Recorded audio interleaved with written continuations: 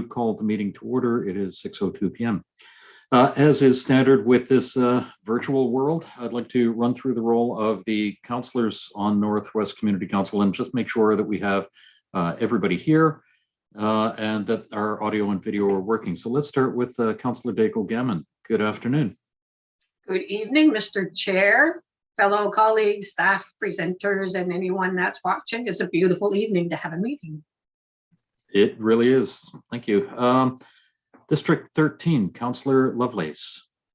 Good evening, Mr. Chair. Can you hear me okay? Yes, we can. Okay, good. I'm just I'm getting an echo.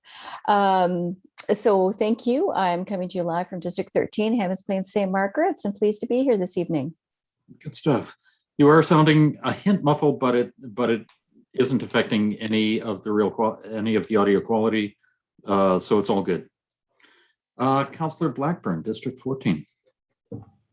Hi there. Good evening, Mr. Chair. Hoping that you can hear me okay. I was having some issues with my audio as well and had to reboot. So hopefully I'm good to go for the rest of the meeting. Absolutely. And that is exactly why we test the audio and video. Deputy Mayor Outfit, District 16. Good evening from sunny Bedford, Wentworth. And I'm looking forward to our first in-person meeting when I can stand up and say, you're muted, I can't hear you. But exactly. We'll put all this behind us. But no, pleased to be here and looking forward to a big evening. And when we leave the meeting, we all have to wave. It's right. It's going to be an interesting time of things when we actually have our first in-person meeting. The next, and thank you very much, everybody. We also have legislative support and our solicitor online. So that is fantastic. The next item on the agenda is the approval of the minutes of May 10th, 2021. Can I please have a motion for the approval of the minutes of May 10th? So moved. Second. Okay, moved by Councillor Daigle-Gammon, seconded by Councillor Blackburn. Any errors or omissions in those minutes? Seeing none, all in favor of the minutes of May 10th, 2021, signify by saying aye. Aye. Aye. All opposed, say nay. Great, thank you very much. Approval of the order of business and approval of additions and deletions over to the clerk. Good evening, Mr. Chair. There are no additions or deletions from the clerk's office. Okay, thank you very much. And committee members, do you have any additions or deletions or changes to the order of business? I believe there's one, and that is that we are moving up one of the items, 11.3.1. That is correct. Yes, Mr. Chair. Okay, so we are moving up item 11.3.1 to effectively be after item 9. And what that will allow for is us to move through some of the agenda items, and we would move other agenda items up as required so that we can then start the public hearings at 7 p.m. And just make sure that those start at the time that has been advertised and not have the meeting go late. So the only I'm sorry, go ahead. I was just going to say I will move that order of business, Mr. Chair. Moving the order of business as amended. Thank you very much, Councillor Lovelace. Seconder for that, please. I see Councillor Outfit waving. Any other changes to the order of business? Seeing none, all in favor of the amended order of business, please signify by saying aye. Aye. Aye. Aye. All opposed, say nay. Beautiful, that passes. We have an agenda. Business arising out of the minutes is none. Call for declaration of conflicts of interest. Okay, thank you. Motions of reconsideration is none. Motions of rescission is none. Consideration of deferred business is none. And notices of tabled matters is none. So we are now on item I'm just scrolling through my agenda madly. We're now on item 13.1.1. This is case two. No, it isn't. 11.3.1. 11.3.1. Thank you very much. The important need for the dry floor sport facility. And we have the Wolves Lacrosse Association.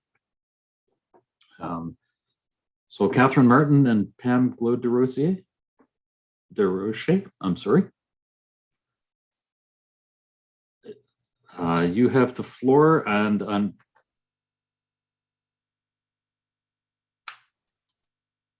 you may proceed. We have your presentation up on the screen.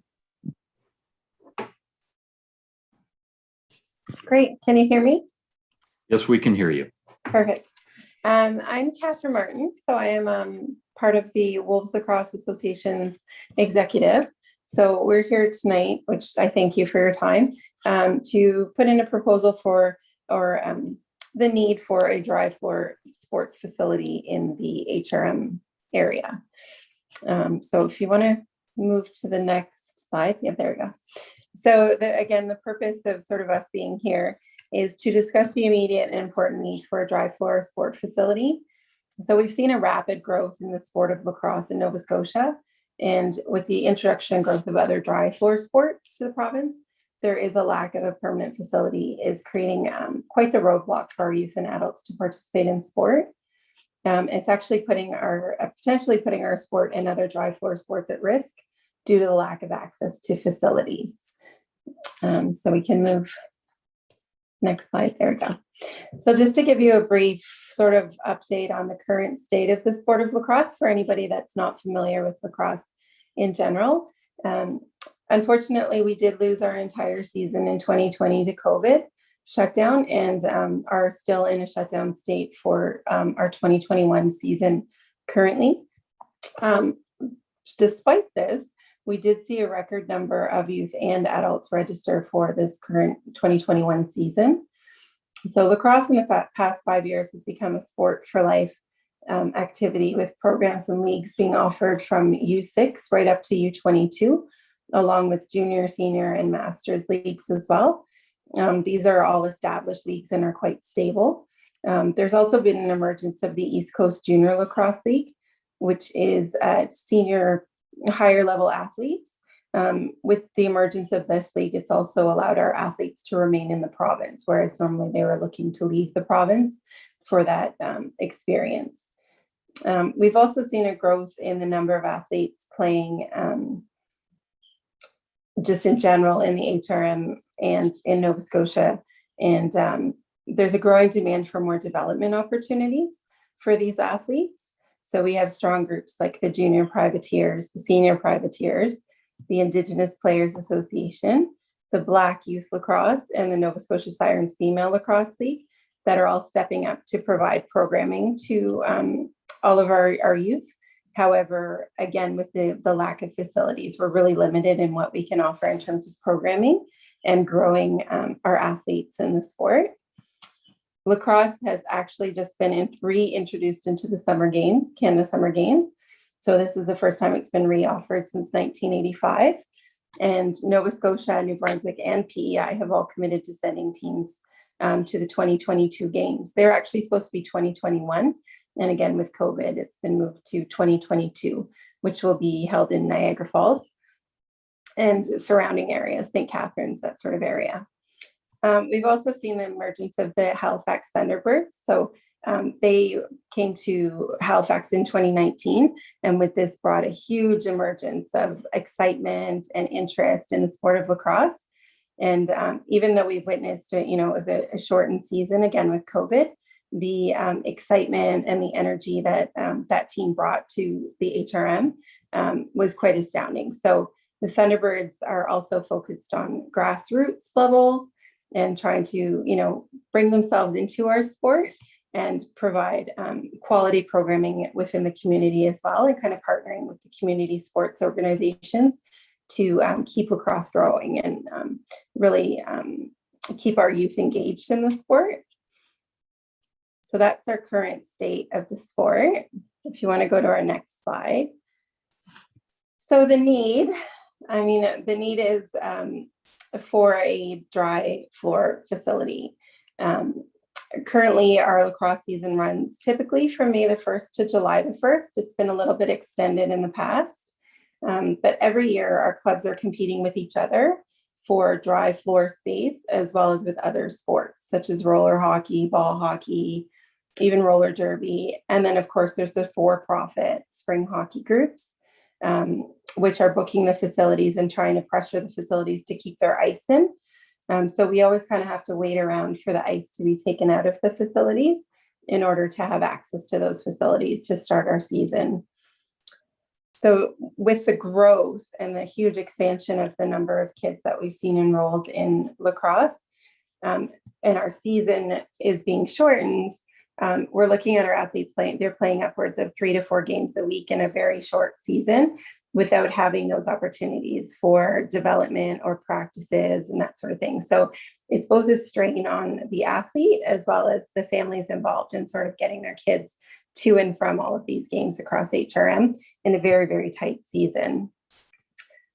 So it just comes down to lack of space versus need. So the need and the demand is just, they're not at equal level. So the opportunity and our ask from council today. So land has actually been offered to our group to accommodate building a specific dry floor facility, which is part of the community development proposal at Bedford Commons. This would create a community activity hub with our current, with the facility joining the newly built tennis center, along with a proposed soccer and all-weather football fields. So it's in close proximity to the 102 and would be accessible from Burnside, Sackville area, Bedford. And this hub would no doubt be a jewel to the HRM. So I guess what we're requesting sort of council is to consider the proposal that has been put forth by the developer. In this, he's asking for this land to be rezoned as partially residential, as to be considered for the Bedford East secondary planning strategy. So he's similar to the Bedford South and West in the municipal planning strategy. So currently this is in with the planning department. However, it's kind of been put on a back burner for the moment. So we're just kind of looking for support from council to sort of push that agenda forward a little bit and seeing if there's anything that's able to move that forward in order to assist us in then pursuing the dry floor facility within the HRM. So also joining me today is Pam Globe. So she's just going to speak a little bit on the cultural aspect of lacrosse, and there's the support from the Mi'kmaq Friendship Center as well. Thanks, Catherine. Hi, everybody. I just want to acknowledge that we're on the ancestral lands of my Mi'kmaq ancestors. But we have been working, actually my boys used to play lacrosse, so that's how I actually became involved in lacrosse. And they're now adults, and we continue to stay involved, and we continue to work with the Mi'kmaq community to engage youth to participate in lacrosse. But we're working specifically with this particular project because we believe there's an opportunity to actually highlight the importance of the culture around lacrosse and looking for ways to actually increase the understanding of the game, the history of the game, and offer another space for the Friendship Center and other organizations to actually take place in that space. Cultural events, Maui Dodgics, we do them every year. So some people may have gone to a couple of the powwows we've done in the past, but we're always looking for this kind of space that would allow us to celebrate the community.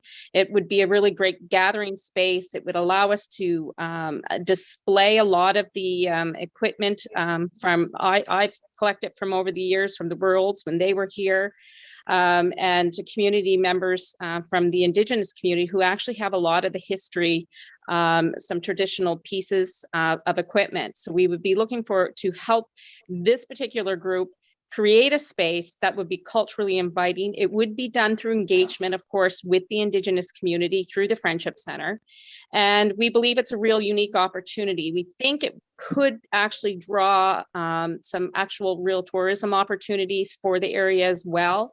If we're able to celebrate, there's no place in Nova Scotia that would be specific to lacrosse. And I believe that's a real unique opportunity here for us to support this particular group.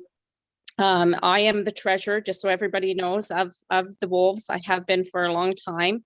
I'm very passionate about the game. I believe that it is a great way to bring Indigenous and non-Indigenous youth together. It's a great reconciliation sport, I would say. And if you haven't watched a game, please do so.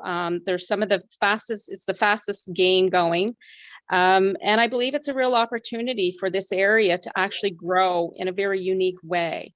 So I believe that we have the opportunity, if we can have the councillors take a look at this request from the developer and support that development. We all, listen, I don't know if anybody knows me. I'm very passionate about housing and homelessness as Pam and well. Catherine, you have 30 seconds left. Okay, perfect. I'm going to end there. Happy to chat anytime. Okay, thank you very much for the presentation. It is certainly an interesting presentation. Would you be able to share that with members of Northwest Community Council or through the clerk's office? Yes. Okay, thank you. Yeah. At this point, I would like to open the floor to questions from councillors. Please indicate in the chat if you would like to ask any questions of the presenters. And I saw Councillor Daigle-Gammon first, and then Councillor Outfit. Thank you very much, Mr. Chair. Thank you for the presentation, Catherine and Pam. It was great. When I was reading the report, one thing did pop out to me, and I'm not sure if you can answer this or not, but the idea about the Bedford Common, and you say the soon to be completed interchange. Oh no, sorry. You talk about a proposed soccer and all-weather football field as well. Is that something that's already been approved? Like, is this going to be a complete sports kind of environment, or this is just something that they're also looking at? From if you can see there was like an image that was also part of our presentation. So this was just a schematic that was drawn up by the developer.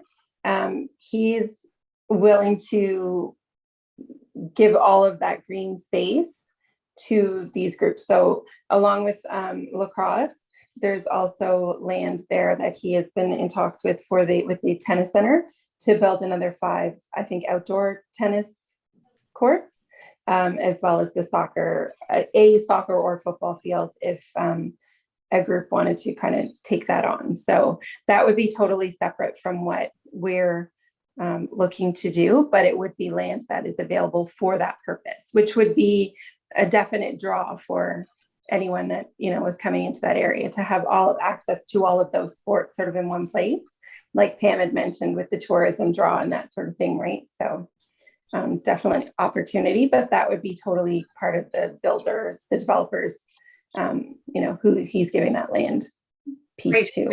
Yeah. Thank you for the clarification. I appreciate it. You're welcome. Okay, thank you very much, Councillor Outfit. Thank you, Chair. And the group has presented, I've heard the presentation before, and I'm very much intrigued of the vision for this. I have some concerns about the group being put into a situation where they have to sort of lobby council, if you will, for a zoning change in order to get some free land from a developer. I'm still chewing on that one a little bit. And I don't know who's here from staff, but I think Theo Angel is with us, and she might be able to help me on this because this land may very well be rezoned. They have approached this in the past, but staff at the time were very reluctant to do so because of a shortage of light industrial zoning in the region. So I don't know how long this process is going to be, and I can't guarantee the outcome of that zoning. But Thea, I'm just wondering if you could put you on the spot, because I don't know who else is here. But I think my understanding was there was concern about the lack of light industrial, but also, Thea, more importantly, is this something that would be best done sort of site specific or as a secondary plan, or would it be better to do it as part of the regional plan? I'm just trying to set expectations for these folks on that they're looking at 2 months or 2 years. Let's go ahead. Let's go ahead with this question, but this is for questions of clarification from the presenters predominantly. Yeah, and I am going to ask. I'm going to clarify my comments. Good point. But I just wanted to, and hopefully this clarifies for them as well, what the process is and what timelines might look like. Thea, if you're comfortable. Okay. Sure, Mr. Chair. Did you want me to respond to the question or come back after? Go ahead, Thea. Okay, no problem. Thank you, Mr. Chair and members of Northwest Community Council. My name is Thea Langell. I am the principal planner of the Rural Policy and Applications team, but I anticipated this question this evening, so I made sure I did a little bit of research before the meeting.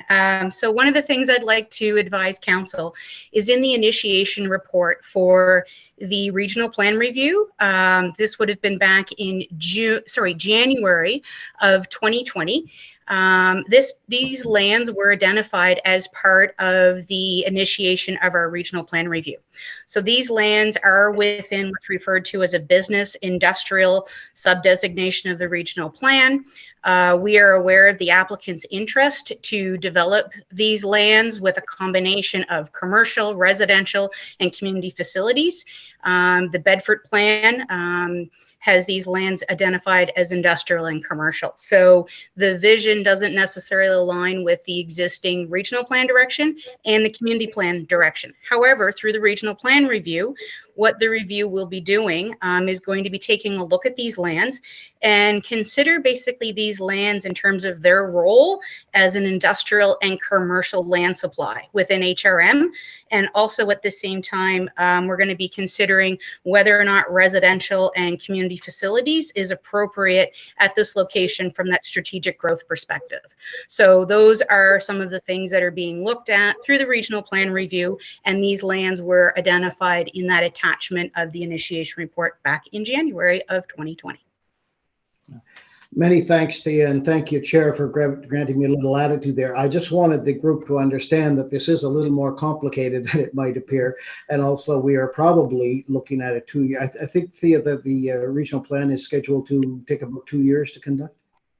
That's my understanding, Councillor. Correct. I believe it's more towards like the later part of next year where the final documents would be coming to Council. I do feel, it's my understanding that in the fall there will be some documents coming forward for Council for kind of seeking some direction. So I anticipate Council will be looking at this as it goes forward, but you are correct in terms of that timeline. But what I would share, but even as a site-specific plan amendment, those roughly take about the 18 months as well. So we might be looking at a similar time frame. It's just rolled into a larger project because these lands have a very we need to do some analysis to determine if we should take them out of the industrial and commercial landholding that we have and move it into more of the mix with residential and community facility.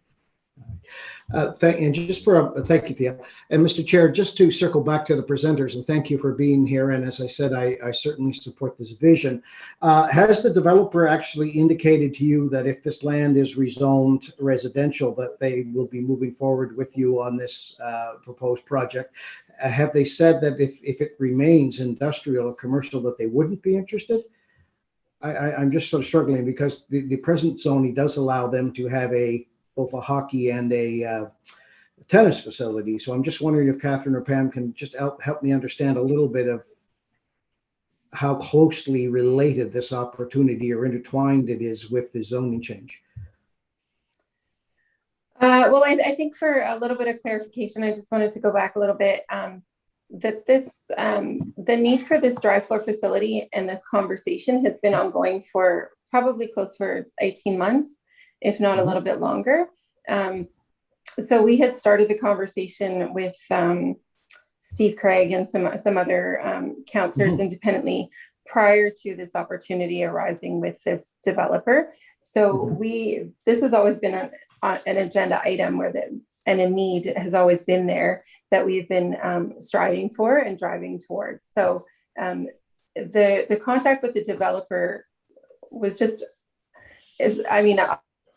obviously opportunity arises. So it was just an opportunity that did arise in the fact that it was land that would not need to be purchased from an independent nonprofit group such as the Wolves. So that's sort of where that opportunity arose, which helped drive our vision forward a little bit stronger.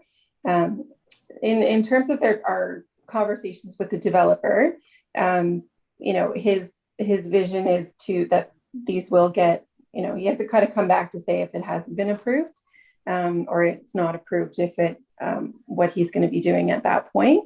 I think the good thing to note is that we've had clear and open communication with him, and he is aware of our vision as well. And so it's just sort of opening those doors as well. So, I mean, if somebody else turned around tomorrow and offered us land somewhere else, would that be an opportunity that we would investigate as well, which we certainly would. So just for clarification, just so you know that this has just been something that has been ongoing prior to the developer even coming into play into all of this with this need. Yeah, no, I do understand that. And I know some of the other sites that you looked at. No, I was just trying to understand the relationship between the group, the zoning, and the developers. It's a little bit unusual. But thank you, and I support the vision, and we'll see where this goes. But I just wanted Thea to explain to you that it's a little more complicated than it might appear, and it'll probably take 18 months to 2 years. But just so you're, in the interest of transparency. Thank you. Thank you. Thank you, Chair. Thank you. I don't see any other names in the chat, Councillor Blackburn or Councillor Lovelace. Just the invitation is here for you to enter any questions. I do have one for the group, and that is on slide 4. You mentioned that the youth season runs from May 1st to July 1st. So this is a fairly short season, 2 months. And I'm wondering if that's because of the lack of availability of other spaces, so you have to compress the season, or is this what the standard season is? So I'll take this one, Catherine, because we've been having this issue for years, even since my boys played. We've always had to have a very short season because that was the only time we could get into a rink somewheres. And the reality is each year it gets shorter and shorter for us. Mm-hmm. So we've had to adjust our season according to hockey. So we tend to get pushed out of those facilities year after year after year because it's being driven by hockey. And we would go longer. We would probably look at a year-round season, to be quite honest, and actually really truly look at ways to develop this sport. And I think there's other opportunities to actually share that space with some of the other dry floor sports as well. So the reality is our season is dictated by hockey. So that's why it is so small right now. Okay, that's what I suspected. And the lacrosse rink is about the same shape and size as a standard hockey rink? Yes, we play on an arena floor. Yeah. Wonderful. Okay. Thank you. I don't have any further questions, and I don't see any further questions or anybody else who would like to speak in the chat. So I would like to thank you very much, Catherine and Pam, for coming to present to us on this. This is, I'm looking forward to seeing where this goes. Thank you. As with Councillor Outfit, I also agree with the vision. I'm just, we'll have to see where it goes. Thank you for your time. Thank you so much. Thank you. Thank you. At this point, I would like to go back, just a note from our clerk that we should return to other items on the agenda, item 11.1 and correspondence, and over to the clerk. Thank you, Mr. Chair. So I just want to confirm that correspondence was received for items 10.1.1, 10.1.2, and 11.1.3. And all of that correspondence was circulated to the Northwest Community Council before the meeting. Okay, just a little bit of clarity on that. 11.1.3, I assume you mean 11.3.1? Yes, sorry, my apologies. Yes, 11.3.1. Wonderful. Okay, thank you very much. And are there any petitions? The clerk's office did not receive any petitions for this meeting. Okay, thank you very much. At this point, it's not 7 o'clock yet, so I would like to see if we can proceed with other items in the in section 13 of the agenda. So if we can proceed with item 13.1.1, if staff is ready and if councillors are ready. This is case 23405, accessory buildings in the Sackville Plan area. Good evening, Mr. Chair. This is Peter Nightingale. I'm a planner with the Rural Policy and Planning Applications team. Hello, Peter. And I just see a note that screen sharing is disabled. I just ask for a little help from Andrea, are you able to help with that? There you go, Peter. All right, thank you very much. We'll try that again. And can everybody see that all right? We can see your screen. Very good. Thank you very much. Sorry about that. So good evening, Mr. Chair and members of Northwest Community Council. My name is Peter Nightingale, planner with Rural Policy and Planning Applications team. And I'm here this evening regarding case 23405, which is a request to amend the Sackville land use bylaw to allow for larger accessory buildings. So this request originates from a motion of Regional Council requesting a staff report to initiate the process to amend the land use bylaw for Sackville to increase the footprint and height requirements for accessory buildings on larger lots in non-serviced areas. So although this motion did come from Regional Council, when we look at this, this request can be accommodated within the existing MPS policy. So it would just be a straight land use bylaw amendment. And authority for amending the land use bylaw lies with Community Council. And so we're here this evening with Northwest Community Council. Looking at the existing regulations in the Sackville Plan area, all residentially zoned properties are limited to 750 square feet of floor area for accessory structures such as garages or sheds. Larger lots in the plan area can have taller accessory buildings. They can go up to 22 feet in height if they meet certain requirements, but they are still limited to the 750 square feet of floor area. Within the plan area, residential properties generally fall within the urban residential or the rural residential designations. And the policies within these designations speak broadly to maintaining the character of the existing neighborhoods and residential areas, but they don't speak specifically to accessory structures. So any changes to the land use bylaw to allow for larger buildings in certain scenarios could be considered under the existing policy. And speaking with the area councillor who made the motion, we learned that this request originated from some property owners along Wilson Lake Drive. And although these properties are not connected to municipal services, they are actually in the urban service area. And so the original motion as was worded would actually not capture these residents that it was intended to look at their properties. And so staff have expanded our initial analysis slightly to include both serviced and unserviced areas.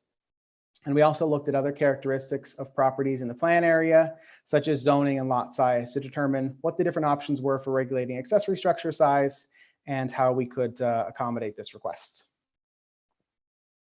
At this point, we've done a bit of a desktop analysis with some of our mapping and our GIS systems, looking at some of the characteristics of properties in the plan area. This is a map that shows properties in the plan area that exceed 40,000 square feet of lot area. And then overlaid on top of that is the zoning of the property. So you'll see in green here, those are the R6 rural residential zones, which takes up most of that area. And then there are also some R1 properties in yellow and R2 properties in purple, with a few comprehensive development districts mixed in there as well. So in looking at this analysis, we learned that lot size rather than service area or zoning might be a better indicator of where large accessory buildings could fit in the development pattern in Sackville and where those might be compatible with the existing character of the areas. And at this point, it's important to note that we haven't conducted any public engagement as part of this request. We're just responding to the initial council motion asking us to have a look at this matter. So should council direct staff to return with land use bylaw amendments, public engagement would be part of that process that we carry out. We will go out and speak to residents in the Sackville plan area and see if this is a request that has support from the community, what considerations might be appropriate for applying to changes, and if there are factors that we haven't considered that might affect how we might write amendments to the bylaw if this is something we move forward with. So based on that information, staff are recommending that Northwest Community Council direct the Chief Administrative Officer to return to Northwest Community Council with amendments to the Sackville land use bylaw to allow for a larger maximum footprint for accessory structures on large lots. Thank you very much. Just a quick presentation tonight, but I'm happy to have any questions council may have. Okay. Thank you, Peter. Before we proceed, I'm wondering if anyone would be interested in putting the motion on the floor. Peter, you are still sharing your screen. Mr. Chair, I can Perfect. put the motion on the floor. And then, oh, Oh, no, I was, no, you go ahead, Councillor Lovelace. thank you. I was just going to say I can put the motion on the floor. I do have a question with regards to the motion. Before I put it on the floor, perhaps I should ask the question after I put it on. That would be best. Okay. I move that Northwest Community Council direct the Chief Administrative Officer to return to Northwest Community Council with amendments to the Sackville land use bylaw to allow for a larger maximum footprint for accessory structures on larger lots. Okay, do we have a seconder for that? Go ahead. Go ahead, Councillor Lovelace. Thank you. I just have a question in regards to the term, I guess, or the definition of large lots, and wondering whether or not we should actually be a little bit more specific and look at the 40,000 square foot, just for clarification, or because of the way that the land use bylaw is written, are we just accepting of the fact that a large lot under this land use bylaw is 40,000 square feet above? Peter? Thank you. Through you, Mr. Chair, to the councillor's question. When we wanted to do some sort of preliminary analysis in this before we came back to council, and we chose the number 40,000 square feet because that's the number that the land use bylaw uses now to allow for taller accessory buildings. So it kind of made sense as a starting point. I think with the wording of the motion, there's certainly some latitude that when we go out and we talk to the public, if we find that 40,000 is not the right number, I don't think we're necessarily pigeonholed in that that's the only thing we could look at. If we go talk to the public and they think that 30,000 is a more appropriate number or whatnot, I think we'd certainly be able to come back to council with a different recommendation. That's just sort of the number we chose so that we could do some initial analysis. Okay, that makes sense. Yeah, to keep it open, I've just got one quick question, Mr. Chair. We have tons of time. Oh, okay, great. So used to getting booted out. Are all of these lots serviced? Are we talking about unserviced lots here? Are we talking about all serviced, or is there a mix? So through you, Mr. Chair, to the councillor, the servicing in Sackville plan area is a little bit of an oddity because the service area boundary was laid down more or less when the original plan was adopted, and there have been a few changes to it over the years, but the service area boundary has pretty much always taken up the majority of the plan area, despite the fact that the municipal services never actually existed. So all of those properties were always enabled to be connected to municipal services, but because of the way Sackville developed, there are some neighborhoods sort of on the edge of the service area boundary that developed decades before services actually were extended that far. And so rather than a developer, paying to extend services 5 kilometers from the endpoint to their, 10 lot subdivision, they chose to just develop it as an unserviced subdivision. And so that's why we have a few areas where we have large lots that are unserviced that are in a serviced area. And it was a bit hard to represent all of this different information visually, but if you look at it, the map that I showed with the large lots, or sorry, the lots that exceed 40,000 square feet, a significant number of those are inside the service area. Some of them have municipal services and some of them don't. And that's why, you know, when we looked at this, we thought service area might not be the best indicator of where these are appropriate, because you could have two identical subdivisions, one serviced and one is not serviced. Exactly. You know, then on the face of it, you might think, why can they have a large shed and I can't, when the lots, you know, for all intents and purposes look the same, aside from where a line on a map is drawn. Oh, that's perfect. Thank you, Peter. I appreciate that. No problem. Okay. Thank you very much. Councillor Daigle-Gimmon. Thank you, Mr. Chair. Peter, what is the impact if this should happen to other areas outside the Sackville plan, area? So, for example, in other districts or in other communities that may have a similar thing, what is the sort of the ripple effect that may happen for other communities? Thank you. Through you, Mr. Chair. Sackville is one of the most restrictive land use bylaws when it comes to accessory building sizes. Maybe not the most, but it's certainly up there in terms of the most restrictions. And as part of our analysis, we actually looked at the Beaverbank, Hammonds Plains, and Upper Sackville land use bylaw, which is right next door to this. And in fact, in that bylaw area, there's also an R1, an R2, and an R6 zone. And they actually, in the R1 and R2 zone, are limited to 1,000 square feet. And in the R6 zone, there's no restriction whatsoever. So it actually often comes up from members of the public, you know, the property owner across the street from me can have a big garage and I can't, even though we have the same zoning. So, you know, certainly if we move forward with changes to this bylaw, I mean, certainly there could be requests from other communities to look at a similar thing. But I think for the most part, most similar communities that have sort of a similar development pattern already have larger allowances for accessory buildings. So this would almost be more bringing it in line with some of the neighboring communities. Again, there could be requests at any time for us to look at those other plan areas. That would be something that could happen for sure. Good to know. Thank you. And I see Thea has popped up. Yeah, if I could, Mr. Chair, just to kind of add to Peter's comment more for some historical background for council. This is probably the third report that staff has written about this particular land use challenge in the Sackville plan. There's been two previous information reports, but in those information reports, we presented the information to council, but there really wasn't a direction to go forward and maybe look at correcting or examining whether or not something should be corrected. This is the time where we've said, no, I think we really need to kind of take this and go further, and that's our recommendation. So it's been something that Northwest Community Council has talked about for about 20 years. So my experience would be in terms of how that would impact other plan areas. We haven't seen kind of this reoccurring challenge as we have in the Sackville plan. Okay. Thank you very much. Councillor Blackburn. Thank you very much, Mr. Chair, and thank you, Thea, for the history. I was actually just about to explain that. This just to give further background.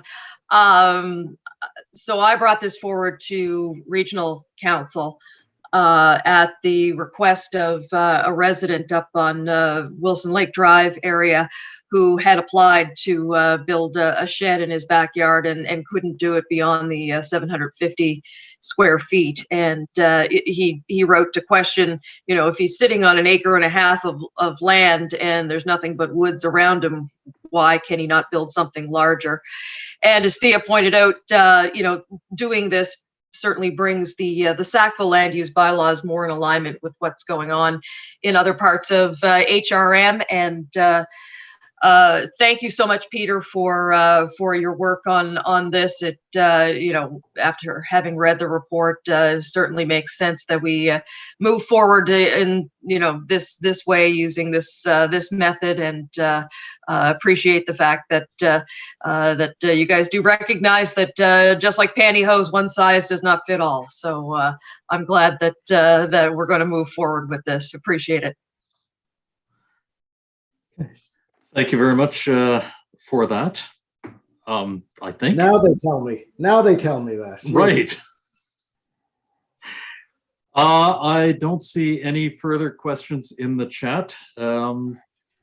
So all in favor of this motion, please signify by saying aye.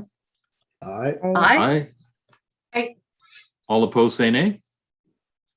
Great, the motion passes. Thank you very much, Peter. The next item on the agenda, it is 6:47. The next item on the agenda would be 13.1.2, case 21996, municipal planning strategy amendments for 18 Scotia Drive in Bedford. And we have Sean Gillis with us. Go ahead, Sean, the floor is yours. Through you, Mr. Chair. I wasn't aware that council was hoping for a presentation, as this is just a recommendation at Northwest Community Council. So unless there's any questions, I believe it will be up to council to discuss. Great. Thank you very much, Sean. Could I have someone put the motion on the floor, please? Yeah, Mr. Councillor. Chair, I'm happy Deputy to do that. Just quickly before I do that, and while we have Sean, this is something, as council may recall, that this school used to be the Waverly Road School, and this land, and it was deemed surplus, and HRM is going to put it on the market. I asked that it have zoning be put on it before it goes on to the market.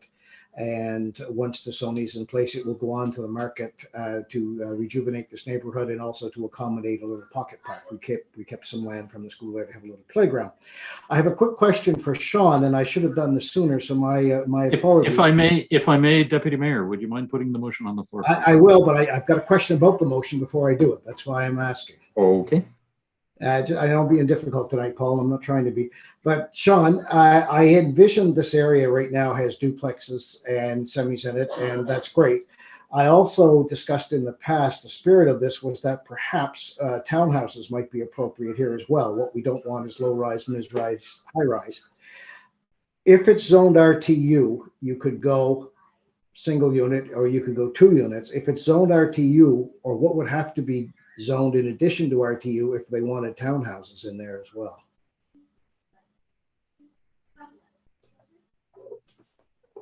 Through you, Mr. Chair, just struggling with my unmute button.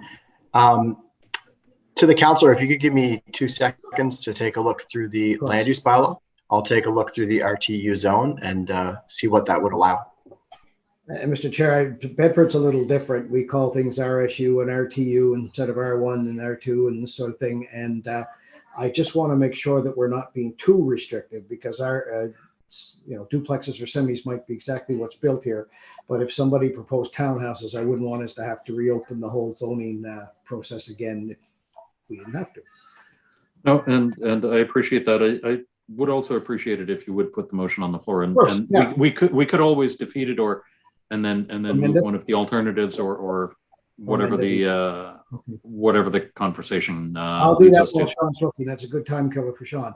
So Thank I you. move that Northwest Community Council give first reading to consider the proposed amendments to the municipal planning strategy and land use bylaw for Bedford, as set out in attachments A and B of the staff report dated May the 14th, 2021, to designate the former Sunnyside Elementary School Waverly Road site, 18 Scotia Drive, Bedford, as R residential, and apply the RTU 2-unit, 2 dwelling unit zone, and schedule a public hearing. So moved.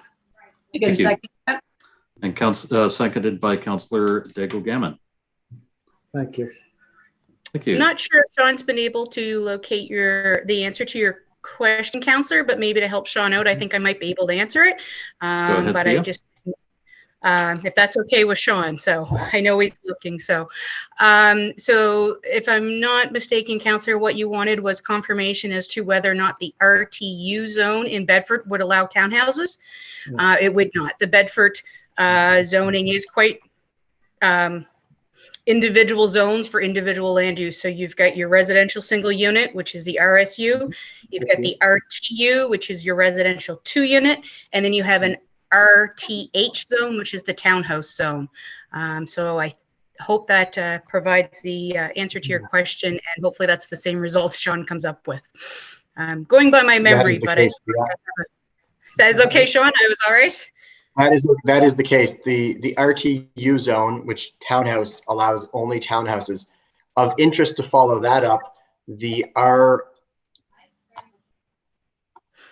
RTU zone, which is what we're proposing through this motion, it does allow single units under the RSU zone. Yes. So in this Yeah. case, you would have RTU and RSU uses allowed.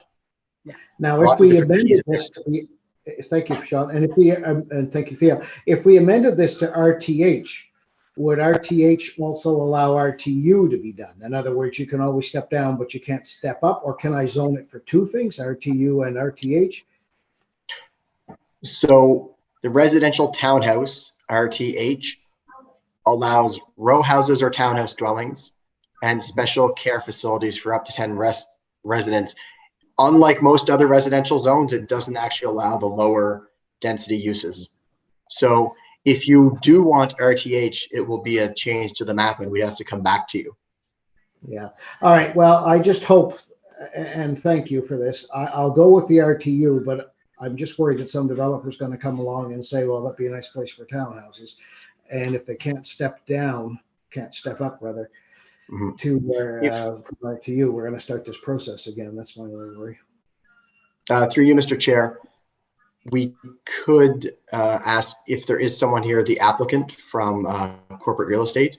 They might have some ideas on how they market these properties. I mean, if it's for 2 units, then hopefully the thought would be buy it as 2 units and just go. If someone's on the line from corporate real estate, the applicant. If they are from here from corporate real estate, from HRM real estate, that would be great. If it is an external applicant, I'm not sure if that would be allowed. No, there's no external. This is All internal. Okay, gotcha. Yeah. Is anyone here from corporate real estate? Mr. Chair, no, we don't have anyone from corporate real estate present tonight. All right. Well, let's move ahead with this then. We'll set the first. We'll set the public hearing and with RTU, and maybe Sean, you and I can talk a little more about this offline and engage real estate before this goes to the public hearing. Through you, Mr. Chair, one option might be for the committee to recommend that we bring forward mapping and some thoughts about the potential for RTH. Then we can go ahead and bring that forward to council with at least give council a better chance to look at it. And we won't have to necessarily go back for a sub report or further questions. That could be a change to the motion just to direct us to bring forward a zoning map, at least, that would show an RTH option. I think that would be pretty straightforward. Would that delay anything in the process? Maybe a week or two to get the map done. That'd be a question also, I guess, for the clerk's office, how quickly they were hoping to move it to regional council. But we'd need a mapping change. That would be a question of who's available on our end to do that. We only have so many people who can make that. Mr. Chair, through you to Sean, I think the earliest that we could put this on the agenda for regional council is the July 20th meeting. So we do have some time because we wouldn't have enough time necessarily to add it to the end of June. But it would be the July 20th meeting would be the earliest one. That's fine with me, and I'm happy to propose an amendment that we can't really direct. We can request staff bring forward a zoning map to consider the possible zoning of RTH on the land. And you obviously consider that a friendly amendment? I consider it friendly, but I don't know whose motion. I guess it's staff's motion. I don't know if they can consider it friendly.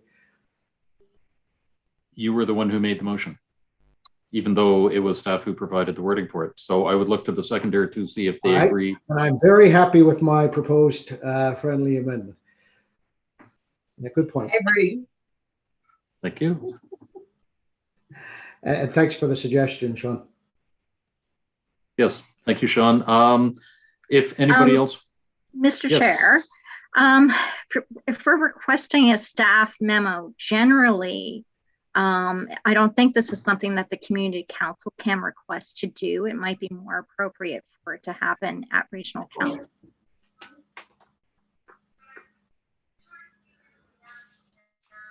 Yeah, this is so of course it goes to full council. Andrea, is there some wording that would indicate that we would prefer to see it? I see Thea has popped up again. Yeah. I'm trying to go by some memory again in terms of when we had plan amendments in front of Northwest Community Council, and looking for your recommendation. And I feel like it would be something similar to what we see with almost like Planning Advisory Committee, where they provide the recommendation of kind of how they feel about the project, and then that's considered by a regional council during the public hearing process. And then it would be up to staff to make sure if we need to update the mapping that we have that available for regional at the first reading. Does that make sense? Yeah, that would be helpful. In my mind, it's be prepared to discuss RTH at regional council. If that would be helpful, then sure. Okay. And again, I'd look to the clerk's office if I've kind of misspoken or to legal, but I'm thinking back in terms of how we've managed these scenarios in the past, and that would be my recollection. So I'm just confirming, Thea. So as long as that, we can have it in the minutes that it was recommended that community council would like this consideration made by regional council. Is that correct? That's my understanding. And then it would be, for Sean to take a look at that as he's kind of moving. But I think you're right, Andrea, we would need a little bit of time between now and regional council in case we have to make a quick supplementary report so that council has that in front of them if we feel that that's something that we want to make sure council has ready for them. So yeah, I would say that you don't want to have it at a June meeting, but the July one that you indicated for regional council seems to make sense. Okay. And I think it's a recommendation that carries through in the minutes. Or a suggestion. Suggestion, yes, sorry. Yep. Okay, No, thank you. I'm still fine with that, Mr. Chair. Thank you very much. It sounds like we are back on the original motion. Sounds like that friendly amendment was not as friendly as we had first anticipated. It's out of order. Yeah. Exactly. So I'm wondering if there are any further questions for staff on the motion? Through you, Mr. Chair, just want to confirm, just so staff, myself know what we're doing. Essentially what Thea is suggesting is that the recommendation itself will be to council, and staff, based on this discussion, will make changes or additions as they see fit. Are we on the same page, everybody, including the clerks and legal online? Yes, Sean, that's good from my perspective. Roxanne, Excellent. do you have any issues? So there's no direct direction to staff, which avoids any issues, and staff will proceed as required. Excellent. Thank you, Mr. Chair. Okay, thank you very much. Not seeing any further speakers on the motion. All in favor of this motion, please signify by saying aye. Aye. Aye. All opposed, say nay. Staff, Motion thanks carries. very much for your help with this. Yep. Yes, thank you very much indeed. It is now 7 p.m. And so with that, we are going to move back to item 10.1.1 on the agenda. Thank you very much for your indulgence in jumping around the agenda a little bit so that we could get other business covered. So at this point, we are proceeding with a public hearing.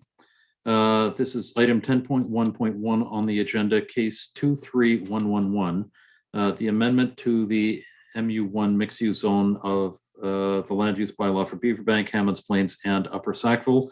And Shane Vipond is the planner. Thank you for joining us today for this virtual public hearing. The order of events for this virtual hearing will be the same as a regular public hearing. We will start with a staff presentation. Give the applicant an opportunity to present via Zoom. Then we will go to the public hearing speakers list. As a reminder to all speakers and those watching from home, In order to have signed up as speaker, the deadline was 4:30 p.m., the business day prior to the hearing, which was Friday, June 11th. There are 4 speakers registered for this public hearing. So over to the legislative assistant. Has any correspondence been received for this presentation? I believe we've... Yes, we did cover that already, Mr. Chair, but I'll confirm, yes, we have received correspondence. Okay, thank you very much. And over to Shane Vipond for the staff presentation. Good evening, Shane. Good evening, Mr. Chair. I'll just take the screen. Thank you. I'm disabled, Andrea. If you could please. You should have it now. Where this is a public hearing, I would remind all members of Community Council that you have to stay within the meeting and please keep your cameras on. Thank you.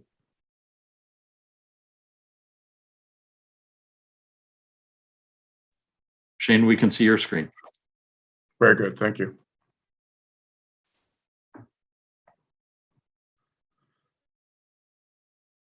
Okay, this is a public hearing for case 23111. There's a land use bylaw amendment at 1155 Lucasville Road in Lucasville. And the purpose of the application is to add a school bus yard to the MU1 mixed use zone to the Beaverbank, Hammonds Plains, and Upper Sackville land use bylaw. The application is made by Brighter Community Planning and Consulting, again at 1155 Lucasville, shown here. You can see that it's actually located beside the Timber Trails Mobile Home Park. In fact, the same owners, well, different companies, but the same owners own the entirety of the parcel. Here on the right, you can see in red the location of the site, and you can actually see school buses that are currently parked on there. This has been in operation for in excess of 15 years as a school bus property, but it breached the threshold and was determined to be in non-compliance. And so the applicant sought to remedy that and to legalize it by making a planning application.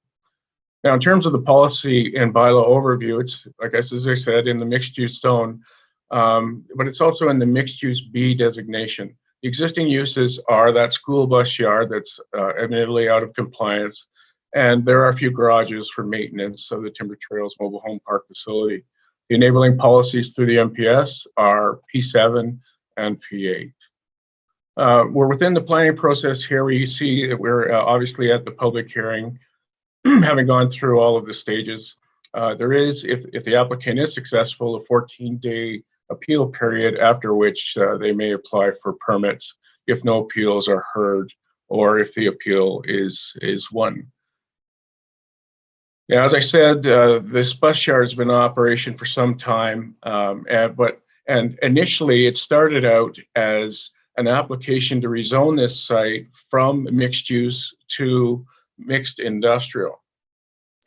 After some review, both in terms of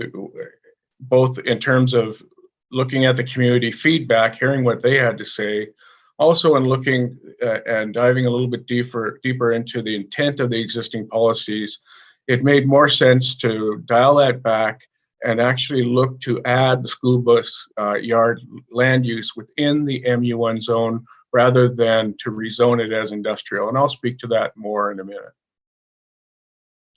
So policy P7 simply says, supports a continuation of existing semi-rural environment characterized by a range of land uses from low density residential to community facility all the way up to light industrial and small commercial uses. So it's quite a range, and that is reflected in the mixed use zone.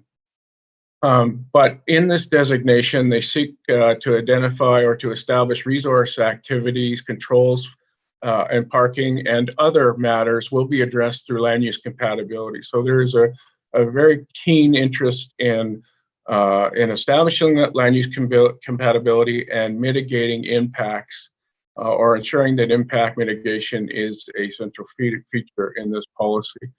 It also establishes forestry uses and larger agricultural uses. So here, in speaking about the earlier rationale for the mixed use industrial zone, and I would start by saying there is specific policy that enables in the mixed use B designation a rezoning from MU1 to I1. And that's the reason why there was a direction that was chosen in that regard. But when you look at the list of permitted uses, you can see that it's relatively heavy, with heavy machinery sales and building material lifts, et cetera, et cetera. So it is increasing an intensive land use environment in that area. So when we looked at it, we thought, well, the MU1 zone also has intensive land use that's permitted, trucking and landscaping, agricultural uses, composting operations. And we felt that those were also intensive, and that sliding range of intensity to sensitivity, that is to low density uses, single and 2 unit dwellings, and that wide range would be suitable to accommodate a school bus yard. Then we looked at it and we said the school bus yard is no more intensive than a trucking and landscaping operation. And certainly there is one that is operating directly across the street from that site. And within the context of the MU1 zone, there are really no limits in terms of the amount of vehicles or infrastructure that can be located on that lot. So if we were to move forward in defining these school bus yard operations within the land use bylaw, we would seek to ensure its consistency with the MUB designation by introducing impact mitigation measures. In bringing this rationale to the Northwest Planning Advisory Committee, we described it just as you're hearing this evening, and they recommended the application, understanding that rationale, and sought to approve or to recommend the MU1 zone as appropriate to contain the school bus yard use. But they also recommended that a 60-meter, 200-foot setback to residential buildings on adjacent lots be implemented to address land use compatibility concerns. They also had a concern about the potential for refueling on school bus yards and problems with maintenance. So staff heard all of those issues, and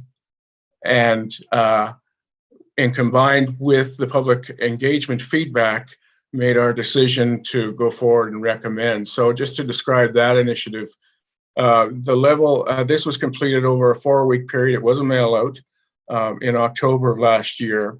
And the feedback that we got from the community was basic, and it was really two-pronged, and that is, or twofold, and that is that there were no concerns with the school bus yard operation as it is. In fact, some people didn't even realize it was there, which says a lot, but there was a general lack of support for rezoning to I1. And that wasn't surprising. So that was just, that sort of completed the picture for staff, and it solidified our position. Just going back, you can see that we notified 464 different residences within the park and around that location, quite a substantial mail out. And we did that twice, actually, again in May for the public hearing. Of course, we had 253 web page views, or about 153 over the last 60 days or so. So in response to the consultation, as I said, this solidified our position. We sought to move away from the mixed industrial zone and more towards the mixed use zone and add the school bus yard use, and to recommend that separation to mitigate impacts from residential uses on an adjacent lot. So the rationale for the amendment is that we feel that with the basis, with all of these mitigation measures, it is quite consistent with the MUB land use designation in the MPS. And so there are a couple of other features that I'll talk about in a moment.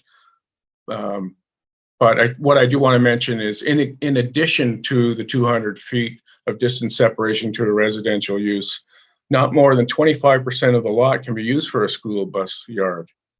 And that's an important distinction. And I'll explain in a minute why why that's appropriate, because there is a second element to this that council should be aware of. And the maintenance of school buses and fueling of school buses should not be permitted on the same site. So when you add something to the MU1 zone as a listed permitted use, what you're undertaking is something known as a comprehensive amendment. That means that every MU zone property would be eligible for a school bus yard. And the MU1 zone is quite, it takes up a lot of area in this plan area. It is prolific. And so we don't make this change lightly. So it's not just about 1155 Lucasville, but the criteria and the consideration is, well, how does this impact the plan area at large? By introducing the distance separation, by introducing the limitation on lot area that is established for the use of a school bus yard on a given site, plus other limitations, we feel that this is, and the use itself is relatively specialized in terms of, we just don't think there will be a proliferation of this type of land use such that it would warrant a concern by the community. So we think that overall as a package, this makes sense. It's an impact mitigation criteria seems to be, or is the primary focus. So in terms of the additions to key aspects, again, we would add a definition to the land use bylaw for a school bus yard. We would add the school bus yard to the list of permitted uses in the zone. Again, we would provide for that 200 feet of distance separation for residential uses on an adjacent lot, and that's exclusive of employee parking. And not more than 25% to be used for the school bus yard use, exclusive of employee parking, and no maintenance and no fueling of school buses on the permitted site. So with that, staff recommends that Northwest Community Council approve the proposed land use bylaw amendments as set out in attachment A of the staff report dated February 17th, 2021. Thank you. Questions? Thank you very much for that. And at this point, I would like to ask if any members of council would like to ask any questions of clarification of staff. And I see Councillor Outfit, go ahead. Thank you. And thank you for the presentation, Shane. I'm just wondering, PAC, as you mentioned, had a concern about the 60 meters, wanting a buffer there between the school buses and the surrounding residential areas. And you've come back saying that there will be this area of 60 meters where they can't have school buses. Is that really what PAC was looking for on behalf of the residents? I mean, there's a difference between a buffer and just not being able to park the buses there, but able to have other things there. In other words, were they also looking for some sort of tree or fence or something like that, or were they just saying they didn't want the buses parked within that 200 feet? I'm trying to remember. Thank you, Councillor. Go ahead, Shane. Thank you, Councillor. Through you, Mr. Chair. The way that well, there are a couple of issues, and it's tricky when you're dealing with these rural sites because there are a number of elements that you can include for impact mitigation. I mean, when you consider noise, odor, dust, there are all kinds of matters that we can employ. Like we could require hard surface to manage the dust. We could require a sound fence in order to manage any type of sound. We could require a tall tree buffer, but this is in a rural context, and I think the distance separation of that 200 feet encapsulates all of those things. It protects the residents. The plan area is very specific in terms of its call for land use compatibility, and we were very cognizant of employing these measures to ensure that we were consistent with the intent. So my recollection is the 200 feet was appropriate at the Northwest Planning Advisory Committee whether they wanted an additional fence. I don't remember that conversation, but I could look it up. But anyway, this is the staff recommendation this evening. Yeah. No, I see that. To me, there's a little bit of difference between a buffer and saying just don't touch it. That's why I was wondering, but I think I'm still okay with this. I was just trying to remember the spirit of that discussion, though. If they were hoping to have something a little bit more than just an agreement not to park them there, some sort of protection in place. But anyway, overall, I think that's sounds good. Thank you. Okay, thank you very much, Councillor Lovelace. Thank you, Mr. Chair, and thank you, Shane. This was a great, thorough presentation. I really appreciate it, and I'm pleased with the intent and the direction that this is going in to mitigate any kind of conflict. This is, I drive by this almost, well, daily, almost, quite regularly on the Lucasville Road. And one thing I've noticed in the wintertime is the amount of fumes in the air, especially in the wintertime. When at 6 o'clock in the morning, you've got 100 odd buses that are all idling and getting warmed up and getting started for the day. And so I can completely appreciate the need to have that buffer. You know, when you've got that many vehicles idling, I'm just wondering if there's any kind of restriction that we can look at as far as permitting excessive idling at this area with that many vehicles. Thank you, Councillor. I don't know of any authority that we have under the land use bylaw to direct or regulate idling per se, to be honest. So I would say under authority, unless someone has a differing opinion here this evening, I would suggest that that's out of our purview. And I think that's an important distinction for us to understand as community council, whether or not we have that within our authority, I guess. And just thinking about how we can mitigate those kinds of concerns for those residents who are right along the buffer of that property. I should note that there is a tree buffer there now, and there is, you know, in terms of that specific property, so my mind is twofold. Of course, it is about that property and about all properties, should there be a future school bus yard. But just so you know that there is a shed and a tree buffer that separates those residents along, I believe it's 11th Street. It's a new street in Timber Trails. So, so there is some protection for them that already exists, and this 200 feet is in addition to that. Thank you, Shane. I appreciate that. Thank you. Mr. Chair, Go ahead, Thea.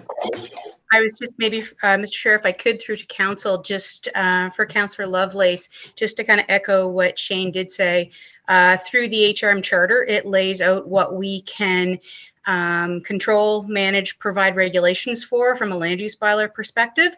And I would suggest that the idling of buses is not an item that you would find in terms of our authority under the land use bylaw through the charter. Okay, thank you. Councillor Lovelace, do you have anything further?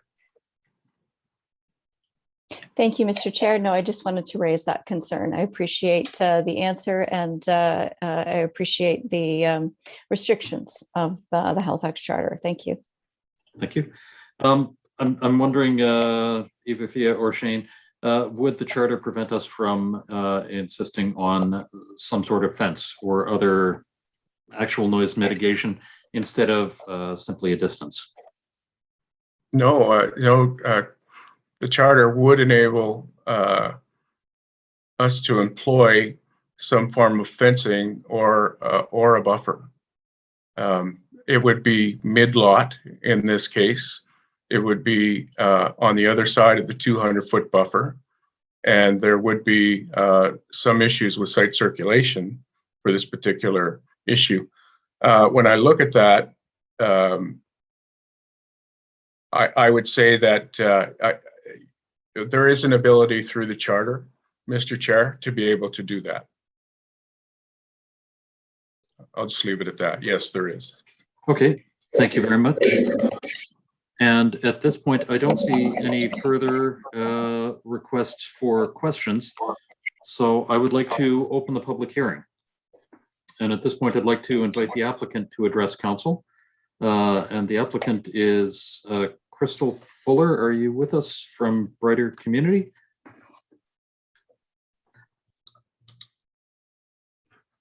I am. Good evening, Crystal. You have 10 minutes to address council. You may go ahead. Thank you and good evening, council. I won't be taking 10 minutes because Shane did such a thorough presentation and I think has given you all the policy overview. I would like, though, to briefly go to slide 3. He's already showed all the maps, so I don't need to do that. Thank you. So just to give you a bit more of a historical context. So Slade Holdings bought this in 1999. So that's Blaine and Tracy Heffler, whose name is well known to the folks out Lucasville, Sackville area. They're the same family that owns Timber Trails. And I have no idea why they bought it. I don't know if they necessarily even remember.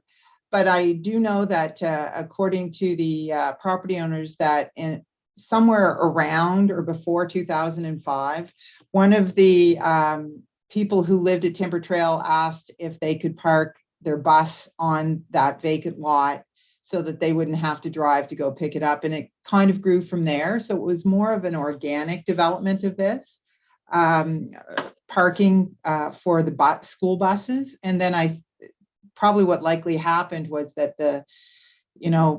other people began to know about it, and it was such a convenient location, and it kind of grew. Then we come to 2020, where there was, as Shane mentioned, an enforcement action, which needed to be dealt with. So the use was not permitted in the zone, especially at the scale that it was currently being used at, and the number of buses. So the applicant immediately proceeded with an application to rezone. And as Shane mentioned, originally it was to go to an industrial zone, but that was clear that that wasn't the community's desire.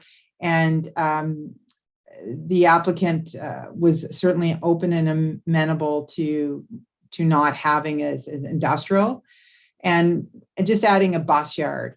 And the reason that there needs to be an addition of a bus yard is because the zoning bylaw does not have any use in it at this time that really suits this. The closest one was a bus depot, and a depot is a different beast entirely that has refueling and maintenance and probably administration buildings and warming spaces in the wintertime for the bus drivers. And that's not what goes on here. This is simply a place where the buses are picked up in the morning and they're taken, they do their route, and they're brought back. And there's no refueling and there's no maintenance unless a bus doesn't start in the morning, then they, are sort of forced into it, but it's not the intention, and it will not occur that there's any maintenance on this. And as Shane pointed out, the use has not seemed to be problematic for people. It's not, it came as a surprise to many that this wasn't a permitted use. So we started this process for the rezoning in 2020, and here we are in 2021 with the bus yard.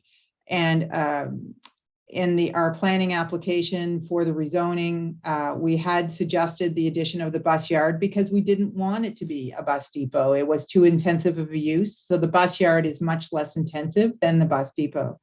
And as mentioned, the rezoning was not the intention. Particularly since the owners, Slade Holdings Limited, also owns Timber Trails, and it's important to them that their residents' voices be heard. So that's just a bit of history for you. And if you would mind going to slide 5 for me, please. Thank you. So Shane mentioned the treat area. Now this map is not from yesterday, but it's a recent map, and you see the treat areas and you see the existing bus parking pad.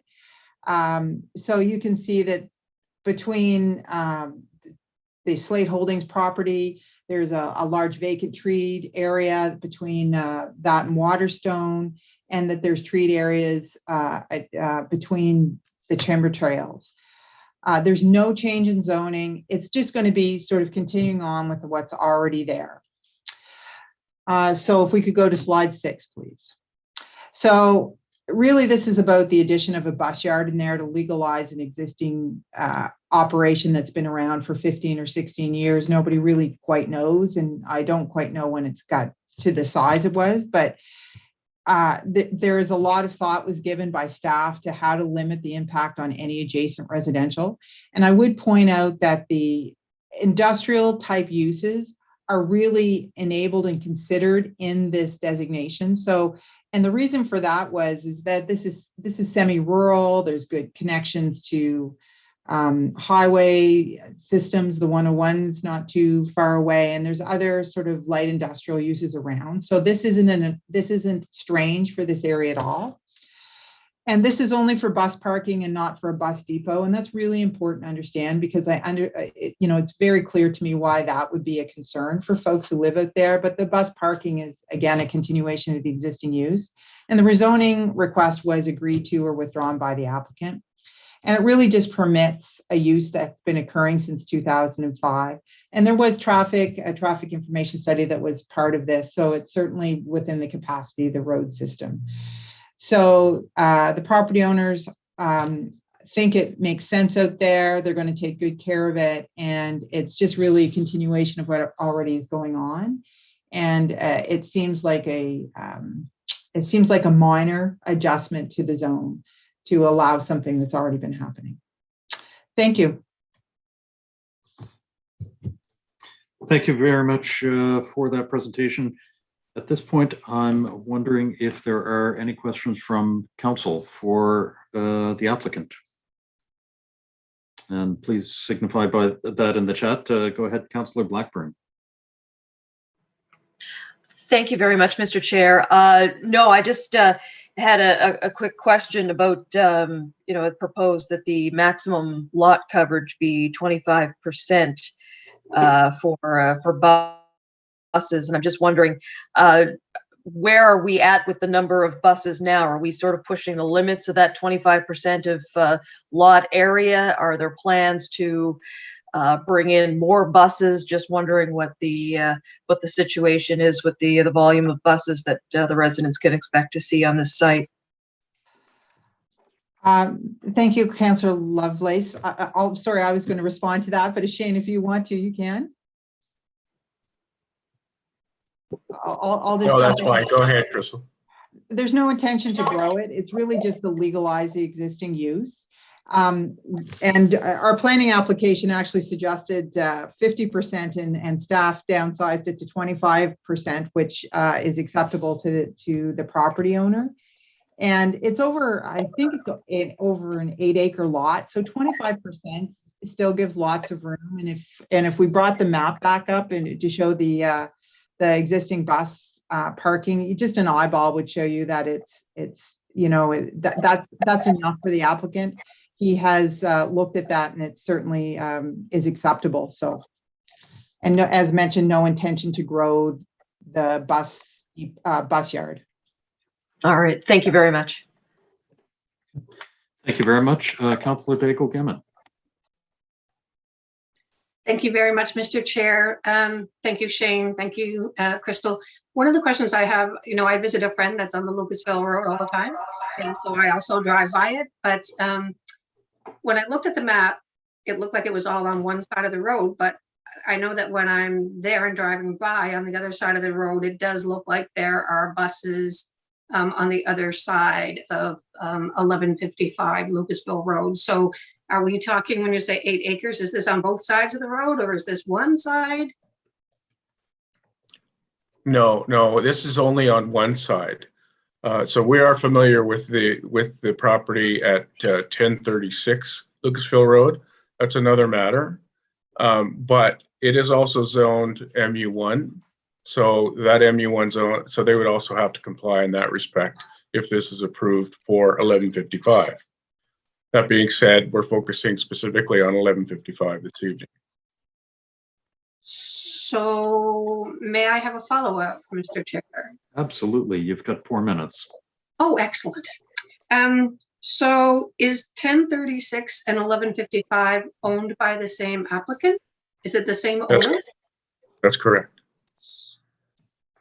So that whatever applies to 1155 will also apply to 1036? To any zone, any property that is zoned MU1 in the plan area. Thank you very much. And You're how welcome. many? Okay, no, I'm good. Thanks. Thank you. I don't see any further requests in the chat, so I think I will ask the question that Councillor Daigle-Gammon was starting to ask, which is how many properties do we have that are MU1 that this might impact? How many are big enough to hold the school bus yard? Goodness me, we didn't do that analysis. There's such a wide swath of MU1, and depending on the size of the school bus yard, it could be substantial. The only restrictions would be whether or not they can meet the 200-foot distance separation, and this is in a rural context. So there would be a number that could employ the use. The question is, could they employ it to any scale? That being said, the other thing that was of interest to us was how many school bus yard purveyors are there in the community. I mean, this is essentially a school board operation. So, or it's to meet school board standards. So it's a rather specialized land use. Thea, do you have something that you want to add? Yeah, Mr. Chair, Council, I would, what Shane has kind of concluded is what I was going to say there is we're talking about a very unique land use where it is a school bus yard, and the definition that's been created for that ensures that that is quite limited. Again, we would be looking at what is the potential of additional yards being needed to provide support to the school board to transport children from the Lucasville, Hammonds Plains area. And we think it's probably just this location that would be needed. Okay, thank you. And I have one final question. 464 letters were mailed. Shane, you indicated that in the presentation, and I'm just wondering, were they mailed to adjacent property owners of this area or of the other MU1 areas that might be affected? No, we didn't mail out the entirety of the MU1 zone within the MUB designation. That would be thousands of residents. So it was just a fairly wide circulation around this site, inclusive of the Timber Trails Mobile Home Park. Okay. Thank you very much. And I don't see any further questions of clarification for members of council. So at this point, I would like to move forward with the public speaking portion of it. Any member of the public who registered with the clerk's office on this matter will be given 5 minutes to address the topic, and you would be given a 30-second reminder when you are close to the end of that 5 minutes. When I call your name, you may unmute your mic and begin speaking. Each speaker is asked to begin by stating your name and the name of the community in which you reside for the record. Please keep your comments respectful, on topic, and directed to me, the chair. Once you've finished your comments and answering any questions of clarification, please leave the Zoom meeting and continue to watch the rest of the meeting using the webcast, and the link is available at halifax.ca. If you're using a telephone instead of Zoom to participate, please make sure your webcast or TV broadcast is muted and that you're listening using your phone. When you hear your name announced, please press *6 to unmute. You'll then hear an announcement saying that you're no longer muted. And once you've finished your comments and answering any questions of clarification again, please hang up your telephone and watch the rest of the meeting using the webcast. The first three speakers this evening are Randy Wells, Deborah Lucas, and Iris Drummond. Randy, are you with us this evening? Oh, not me. Iris, Good evening. The first speaker is Randy Lucas. Randy Carson. Iris, if you wouldn't mind muting yourself for just a minute, please. That turned on. Thank you. Randy, are you with us this evening? Can you hear me? Yes, we can hear you. There you are. Okay. Go ahead, Randy. Thanks You've for got 5 giving me a minutes. Chance to speak. I was unaware of the change from industrial to the lower mixed use, which I'm glad to actually hear about. But I do have a couple of concerns. So when I was going through the reports with the Brighter Community Planning and Consulting document, and also the traffic impact study, I noticed that they were using older Google Earth maps showing the trailer park and the property in question. So these maps actually left out the extension of 9th Street and the new street, 11th Street. So I'm just wondering if with the extension of 9th Street and the addition to 11th Street, if there's actually going to be that 200-foot buffer between the buses and the residents that are going to be, that actually live on now of 11th Street in the Timber Trails Park. And also have concerns about the other property that was asked about on the opposite side of Lucasville Road. That's about a half a kilometer down the road across from the trailer park, which currently does have buses parked on it. And in the past, during the summer, has been used as a bus parking lot by stock transportation to store their buses in the summer. And it doesn't have just 50 to 70 buses parked on that 34-acre site. It has hundreds and hundreds of buses parked on that site. So I guess I'm wondering if this does pass, what's going to happen with that site and the amount of buses that are going to be allowed on that site. So that's basically all I've got to say at this point. Thank you very much, Randy. The format of the presentation is that you would provide a presentation to council, as opposed to ask questions of council. That being said, thank you very much for your comments. I'm wondering if there are any questions of clarification or if staff would like to provide a response to Randy.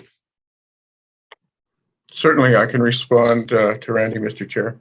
Thank you. So the 200-foot setback will apply to the rear portion of 11th Street. That is the new street, and it will be measured from the lot in to a distance of 260 meters. So that's the first question. So it does take that into account. In terms of the buses across the street, if this is approved by council and brought into regulation, the buses across the street would only be able to use 25% of that lot for bus storage, and there would also have to be a distance separation of 200 feet from the nearest residential dwelling on an adjacent lot. So if it's 34 acres of land, then it would have to be reduced substantially by 75%.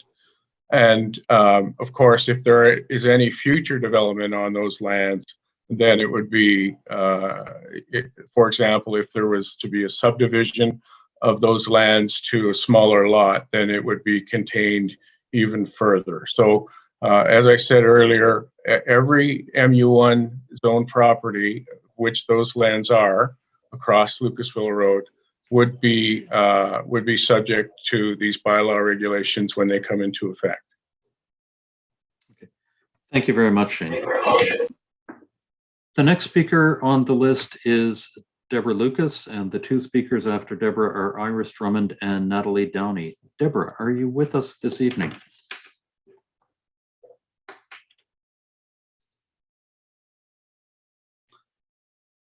I see a Deborah in the list of attendees.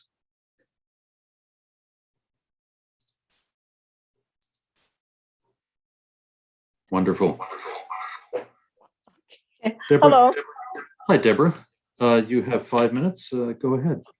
Thank you. My name is Deborah Lucas, Chair of the Lucasville. Deborah, if I may, it sounds like you have a webcast going in the background. Would you mind muting that? And then Yes. please proceed. Okay. Good evening to the Northwest Council. My name is Deborah Lucas, the chair of the Lucasville Community Association, a direct descendant of the founding members of the Lucasville community who were Black loyalists and freed slaves from the US. And I know that we have sent in our, just give me a second because I was a little nervous. We have sent in the presentation and I'm just going to highlight a few things there. A school bus yard in our community would have taken away from the beauty, historical, and residential nature of our community, characteristics which we feel are crucial to honor and maintain. The Lucasville Road is already plagued by heavy, large traffic and impacts our safety and the quality of the road. Adding a school bus parking lot or an additional school bus parking lot to compound an issue we have been continuously advocating and voicing our concerns about. The road is not wide enough to really hold a lot of bigger buses and more buses.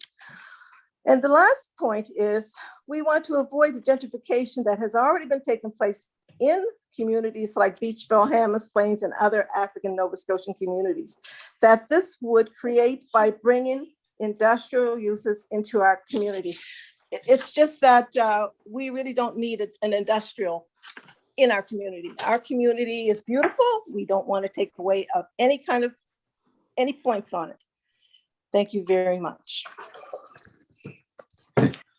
Thank you very much for your presentation, Deborah. I'm wondering if anybody has any questions for Deborah Lucas. I don't see any in the chat. So once again, thank you very much, Deborah. You're welcome. The next speaker on the list is Iris Drummond. Iris? Hello.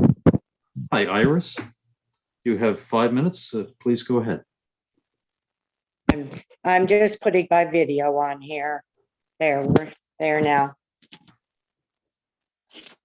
Good evening, Chair and members of Northwest Council. It's good to see you all again. And you too, Shane.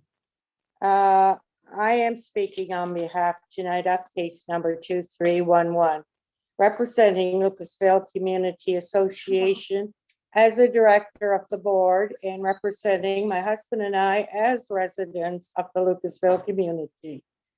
I was surprised last night researching that I found that in October that there were letters and emails sent out to certain residents.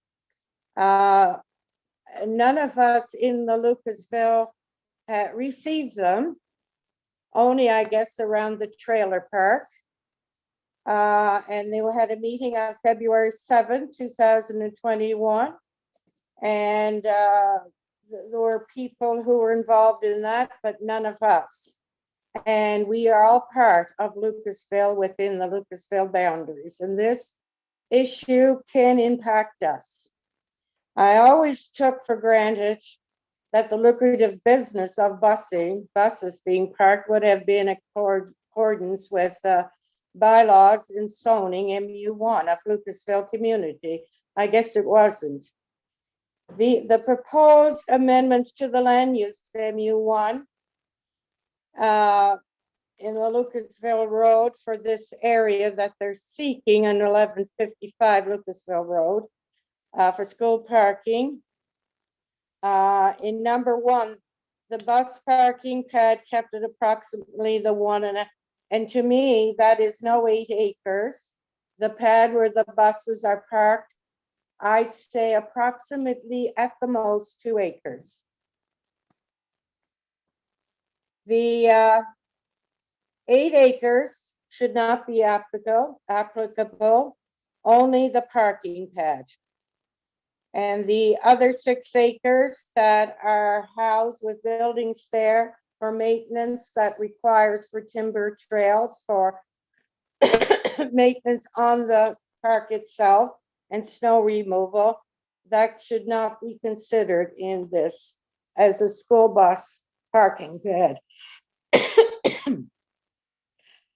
Not more than 25% of bus parking lot may be used for school bus yard use. Well, right now, more of that PED is more than 25%. Maintenance and fueling a school bus yard shall not be permitted, and that is what it should be, on any lot that contains a schoolyard bus. Derelict school buses should not be permitted on any lot that is zoned as a school bus yard. Buses shall not be permitted to park on land that isn't authorized by municipal zoning and bylaws.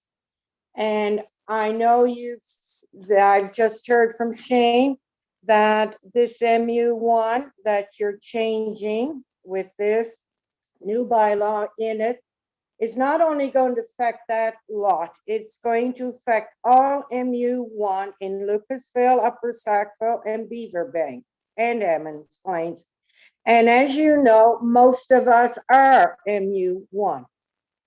This is something that has to be really looked at, and I really feel a meeting should be made and a motion on your table for it to be made to include all residents of Lucasville community. That there is a lot of people who did not see the municipal notice because Lucasville was never mentioned. It was Beaverbank, Upper Sackville, and Hammonds Plains. Well, this is going to affect our community. And first of all, it was the industrial. I'm glad you've dropped that because we will fight industrial coming in here. Because it just opens the door and sets a precedent for other companies to come in here and ruin our beautiful heritage community, which has— Irish, you have 30 seconds left. And it's carved out of swamp and rock by people. We would like to continue to enjoy this community. And I thank you for listening to me, but please take this seriously and please have another meeting, put on the table and approve for this to be put on the table later on in September, October. So all residents can have a say, not timber trails only. Thank you. Thank you very much. I'm wondering if there are any questions for the presenter, and I don't see any in the chat. So thank you very much, Iris, for your presentation. The final speaker this evening is Natalie Downey. Natalie, are you there? Okay, thank you. There you are. Thank you. You have 5 minutes. Thank you for the opportunity. Councillor Russell, you are actually my councillor here in Sackville. You were at my door campaigning, so I'm glad to see you there. And of course, Councillor Blackburn, who's been a great resource as well. So first of all, I guess in the spirit of my presentation, I would like to acknowledge that we are in Mi'kma'ki, which is the ancestral and unceded territory of the Mi'kmaq people, of which I am a Mi'kmaq proud woman. The territory is covered by the treaties of peace and friendship, which Mi'kmaq and the Maliseet people first signed with the British Crown in 1725. Of course, we did not surrender the lands, but the treaty does recognize our title and establish the rules for what was to be an ongoing relationship between the nations. Additionally, tonight, I think it's very important that we would like to acknowledge that within the Halifax Regional Municipality, people of African ancestry settled, contribute to the building of formative developments, particularly the 18th and 19th century, including the Lucasville community. The Black Loyalists fought on the side of the Britain during the American War of Independence, and since relocated here to Nova Scotia. I think that's an important component because it'll feed into my presentation. I think we all recognize, both at a municipal and sadly at a federal and international level, that we all have an overdue reckoning with race in this municipality and certainly in this province. And the way in which our business is often conducted within our municipal affairs hasn't really changed to adapt to the reckoning with the historical and the cultural components of communities like Lucasville. And it still is that colonized approach, which, to be honest with you, I have a master's of science. I still can't figure out this process. I actually rely upon folks like Iris to help me out. So I think it really puts a lot of our communities at a disadvantage to try to be able to figure it out, especially when the headline states there's nothing in Lucasville about this public announcement. There's nothing about Lucasville that's stated in the public announcement whatsoever. It talks about it from the bylaw, from that larger perspective, which I think puts folks at a disadvantage. The other thing that I want to call out is the precedent, which examples like this far too often in this municipality create. It's almost like we'll do it and then we'll ask for forgiveness later, which creates this whole process that we're having to undergo tonight. I don't know, I'm just tempted to go out and build a piece on my house and then ask for the permit later, because that's exactly what people who have the money then to hire consultants to do the work, to work with the city, are able to do, that the average citizen or average member of Lucasville would not have the privilege to be able to do. So I'm questioning the process here and the intricacies of that process. And so I would hope that now that we know better, we can do better. And I don't see that involved in here, this process to consult with members of Timber Trails who have to pay their rent every day, and to the landlord who is also owner of this this bus pad, or whatever you want to call it. It seems a little bit of a conflict of interest. We have heard many people, residents of Timber Trails, who aren't in agreement with them, but are just too afraid to speak up. So if you go and you limit your consultations to that particular component, then you're not getting, I don't think, a true example. You've purposely, and I would hope not intentionally, omitted the residents of Lucasville. This bus pad is located, and I repeat it, in the community of Lucasville, who have a very important vision. They have a very important idea of how they want to sustain and maintain. They are such the most welcoming community ever. But you know what? They want to hold on to their identity. They don't want to have happen what happened to Beachville. They don't want to have happen what's happening to Hammonds Plains. You can watch the CBC two-part series to see that. We have some family members who now have parking lots next to their homes. I don't know about you, but when I study African Nova Scotian history, I see pride. I don't see bus pads. I always thought the bus pad was something that the HRM city, the school board needed. And so when I would pass by, because I lived in Lucasville for 20 years, I thought, oh, that's what the school board, I didn't realize that this was a private business venture. Natalie, you have 30 seconds left. You say it's been there since 2005. Well, I don't think most people knew it was going there to begin with. And unless the community is engaged in that process, it just happens. I, like Councillor Lovelace, have heard many people complain about the exhaust on their way through Lucasville in the morning when all those buses are starting up. And you talk about the traffic. That's interesting that the traffic study is in direct contradiction to what the community is saying around the heavy traffic. You can't walk in that community. Widen the roads because of the traffic volume. And so the fact that, we're looking at a very slippery slope here, because if you're saying 25% of this lot, well, the Hefflers own other lots. So they can have a bus lot here that confines to what you're proposing. They can have a bus lot there and another bus lot here. Natalie, if I can interrupt. Is my time over? Your time is up.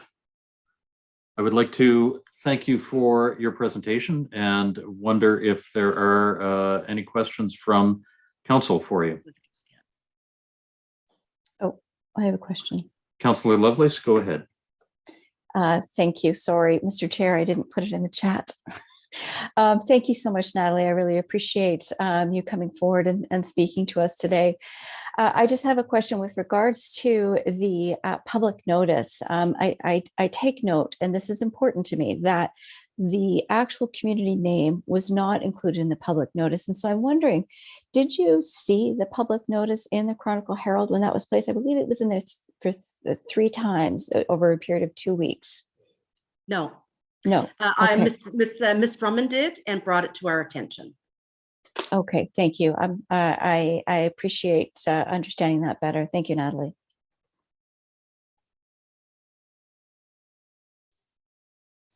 Thank you very much. I don't see any further questions of clarification or any further requests for questions of clarification. So thank you very much, Natalie, for your presentation. We will consider that with everything else that we have heard this evening. At this point, I would ask for a motion to close the public hearing. I see Councillor. I think that was Councillor Blackburn, seconded by Councillor Outfit. Excuse me, Mr. Chair, before we can close the public hearing, the applicant has the opportunity to speak again for 5 minutes. My apologies. Yes, I missed that. Okay. Crystal, go ahead. Thank you, Mr. Chair. I think there's been some comments today about process, which I won't speak to, and that can be left with you. I do want to remind council that that there was no sort of malintent. It was an evolving use that happened, and it was very much just something that sort of occurred from an initial request that kind of grew. So I understand completely the concerns that happen when somebody or a developer goes out and builds something and then asks for permission later. But this came as a complete surprise, actually, that to the property owner, and the lack of conformance with the bylaw. They were unaware of it, and they immediately chose to rectify it or move to rectify it. And I guess the other thing that I would just remind council of is that the planning documents are a little bit older out in this area, and obviously just by listening to the really informed and helpful comments actually of the public, that there's obviously a vision for the community, but the existing planning strategy does talk about this being a place where residential and light industrial kind of cohabitates together because of its strategic location within the municipality. Understand if that's evolving or changing, but right now the policies and regulations kind of consider that as that's what the status quo is. So the applicant has applied with the policies of the planning strategy in mind, and in their mind, they've tweaked it to allow for a use that, again, many people have known about and lived with for many years. So just wanted to point out those two things, while at the same time thanking the local community for their comments, and understand that there's complexity to all land use decisions these days. And I'm happy to turn this decision over for council for their wise deliberation. Thank you.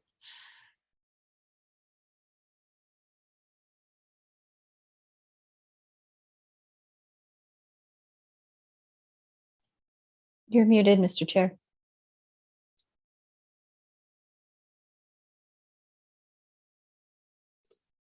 Thank you. Yes, I can't wait till Councillor Outfit reminds us of that in live session. At this point, I would like to thank all of the presenters this evening. We will take your comments and your concerns into consideration. And I would also like to ask for a motion to close the public hearing. Move to close, Lisa. Councillor Blackburn moves to close, and seconded by Councillor Outfit. All those in favor, please signify by saying aye. Aye. Aye. All opposed, nay. Great. Thank you very much. The public hearing has been closed. Over to Shane or other members of staff who would like to address the comments from the public.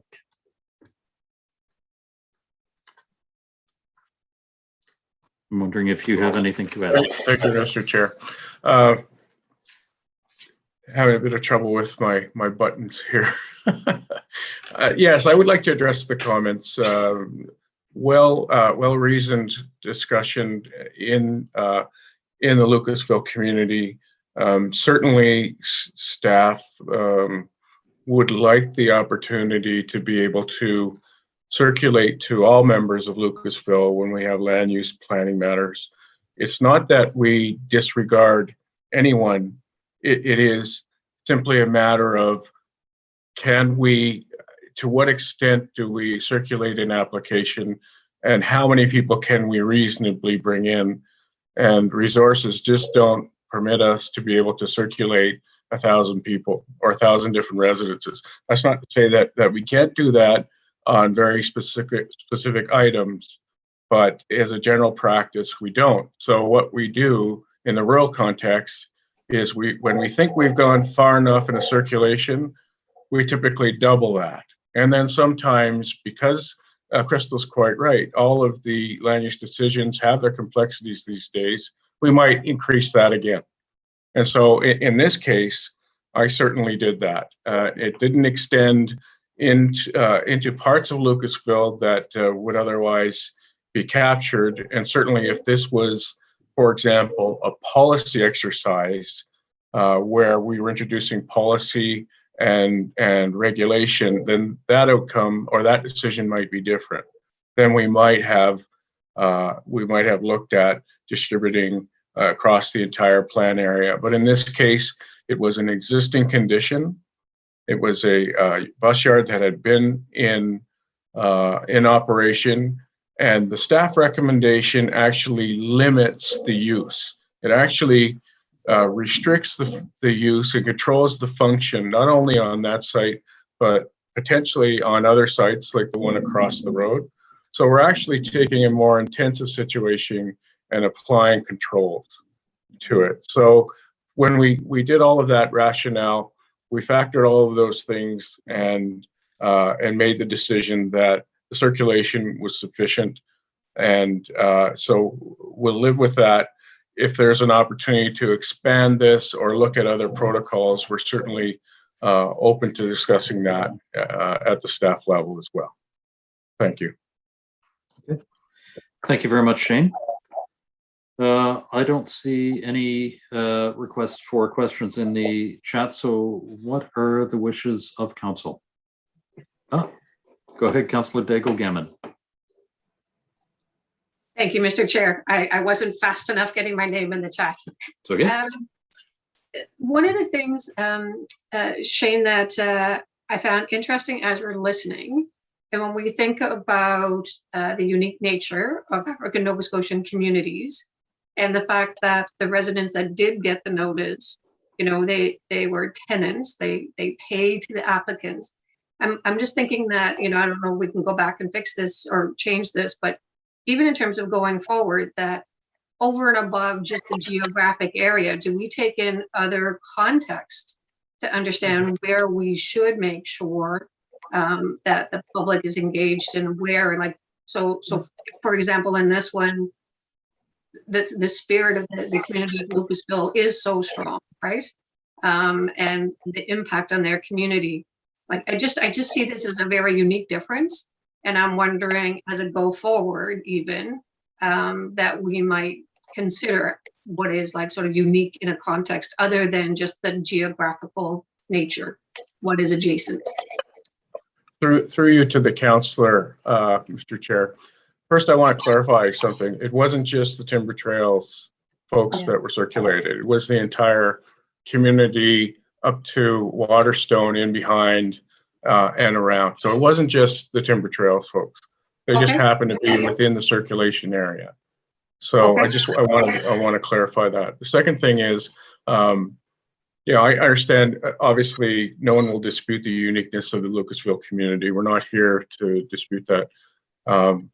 I've worked at this municipality for many years, and I can tell you that all of these communities have pride, and they all have a sense of home, and there's a tremendous amount of grassroots movement.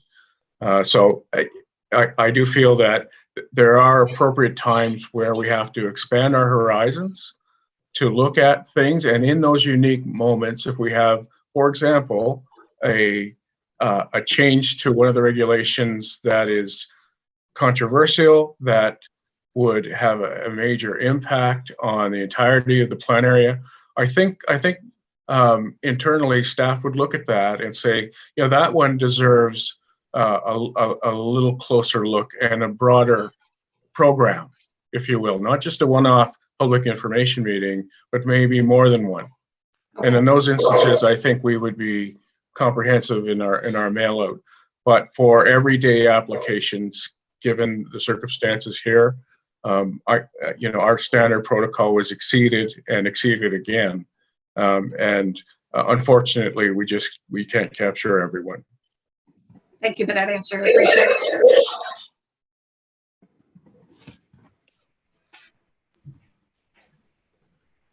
Mr. Chair, may I add to Shane's answer? Yes, absolutely. I thought I was unmuted. Thank you, Mr. Chair and members of Community Council.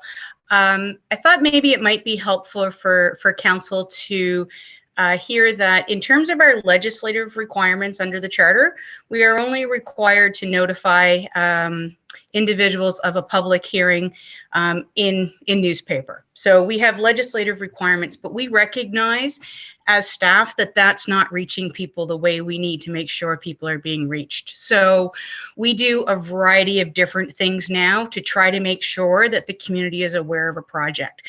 And one example is we require an applicant to put a sign right on the property. I can't remember if this one was done with our new sign template that it kind of really looks like it's the blue and yellow HRM. And then that will direct you to a website. Shane's phone number is on there. We also do the notification and that larger catchment area that Shane talked about. We now have website information about each individual case. So we're really trying to go beyond what our legislative requirements are because we recognize that those alone will not reach out to the community. We're always open to try to continue to explore other ways that we can do so. But I know with this particular file, we took a range of different approaches and recognizing we were doing so during kind of this more virtual setting. But we have found that the signs that are placed on the property seem to be an immediate notice for the community when they drive by to recognize that there is something going on, and please give us a call and we'll try to answer any questions that they might have. So some of the things too with regards to the notice I just wanted to add is we do have to follow through with some pretty specific legislative requirements under the Charter when we post our ads, which is why you were seeing the reference of Beaverbank, Hammonds Plains, and Upper Sackville, because that's the document's name that was being changed. But when you read through the rest of the notice, it would talk about that change as being within the Lucasville community. So recognizing that maybe the message that was out there might have provided some confusion, but we will continue to look at that as we go forward to continue to improve our consultation approaches for sure. Thank you very much, Thea. I would just like to remind members of council that these are for questions of clarification about the information that was presented during the public hearing. So go ahead, Councillor Othit. Thank you, Mr. Chair. You gave that warning before me, eh? No, but seriously though, I appreciate the input from the public, and my question is for Shane. Some members had concerns about what would have been the industrial zoning, which both staff and the public and others had problems with, and that has been addressed, and that's why we're looking at MU. We've heard the concern, and it's been addressed by both Thea and Shane about the scope of the mail-outs and etc. What would happen if, and I don't know really what the public is hoping to achieve here. I mean, it's there, and it's been there for 15 years, let's say, and it's been non-conforming. When that was realized, the owner came forward and initiated this process. If council were to say, we don't want to approve this zoning because we don't want a school bus parking facility in this area, what actually would happen? Would they just be able to continue on as a non-conforming use? Would it then be viewed as non-compliant, and we would be into a legal battle, if you will, and fighting over whether it has to be cut down and moved to? So what would the repercussions be? Through you, Mr. Chair. Yes, I think it's the latter. Certainly, they wouldn't have an illegal non-conforming status. We explored that prior to opening the application. So if council chooses not to approve this, then it would become a compliance matter, and we would take that further. And they would ultimately have to remove those school buses from that property and any other properties they own. And there is an appeal process, of course, of this decision as well, though, to the UARB. Certainly there is. Certainly there is, regardless of council's decision. Right. Okay. Thank you, Shane. Thank you, Chair. Okay. Thank you very much. Councillor Lovelace. Yes, thank you, Mr. Chair, and I'll be brief. This is just I just wanted to point out that I actually requested a copy of the ad that went into the Chronicle Herald, and thank you to Peter Nightingale for providing that to me, because I wanted to compare the message of case 23111 and case 23061. Now, which is the public hearing that we'll have right after this one. And what I'll note to staff in the difference between those two notifications is that 23111 does not include a location in that notice, but 23061 includes a very specific location, the corner of Glen Arbor Way and Hammonds Plains Road. And so, as well as a PID number. So Thea or Shane, I just wanted to point that out, that, you know, even notifying the community and including the name of the community in the future notices would be really helpful to ensure that when folks are reading this, they're aware that, oh, this is us, this is our community, this is my neighborhood. So I would just note the differences in some of the language as published with both of these hearings tonight. Thank you. Yes, thank you. Thank you, Councillor. Maybe just for information purposes as well, though, those two applications that were posted in the ads are two very different types of applications. One's a development agreement that is very specific to a site, and the one that you're looking at this evening is an amendment to an MU1 zone.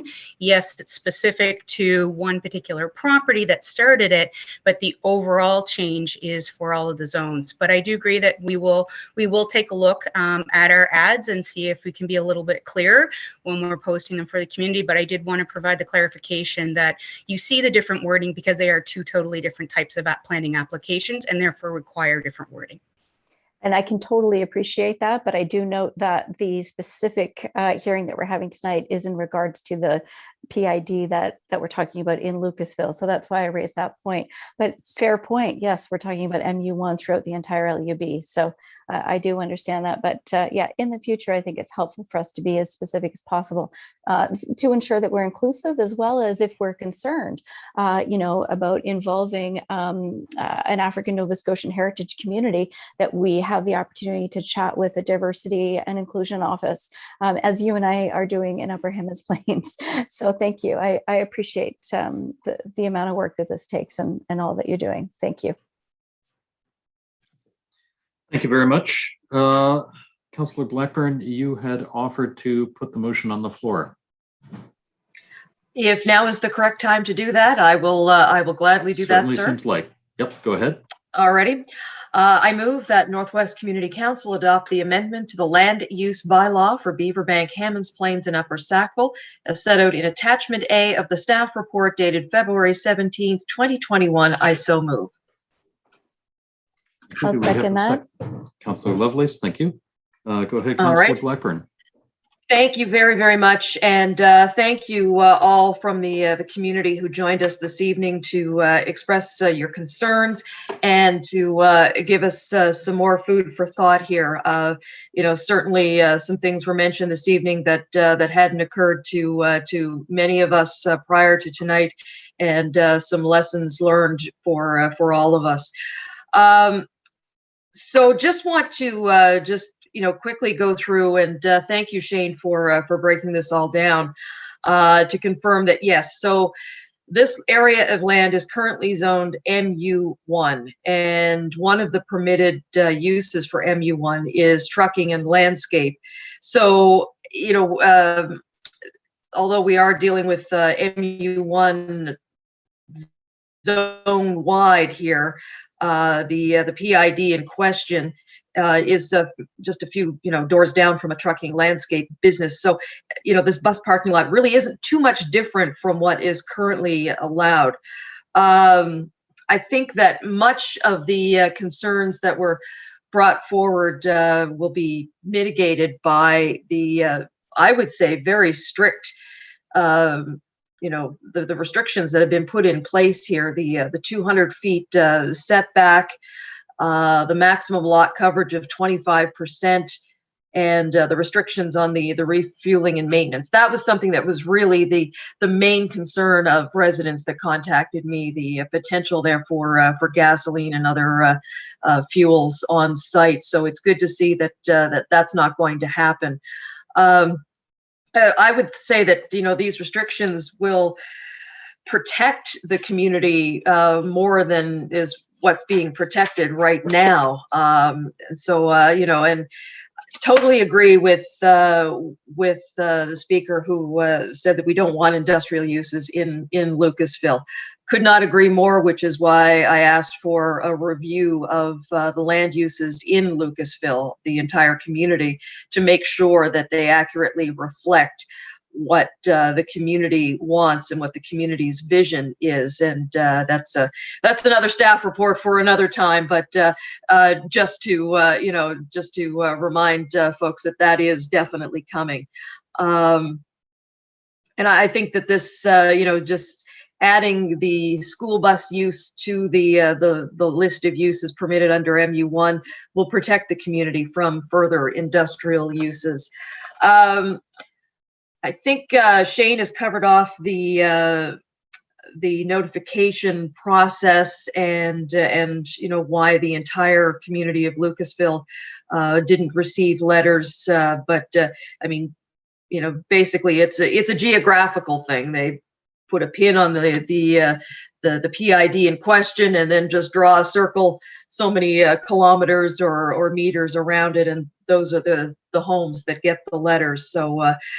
But I do appreciate the suggestion, and thank you so much, Councillor Lovelace, for pointing that out, that perhaps, when we are working with our diverse communities, that perhaps making a trip to the Office of Diversity and Inclusion just to make sure that we've covered everything is definitely in order. So appreciate everyone who spoke here this evening, and I look forward to hearing the rest of the debate. Thank you.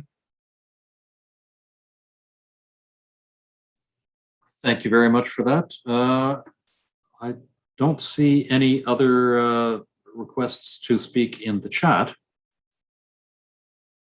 So with that, I would call for the question. All those in favor of the motion, please signify by saying aye. Aye. Aye. All opposed, say nay. Great. That.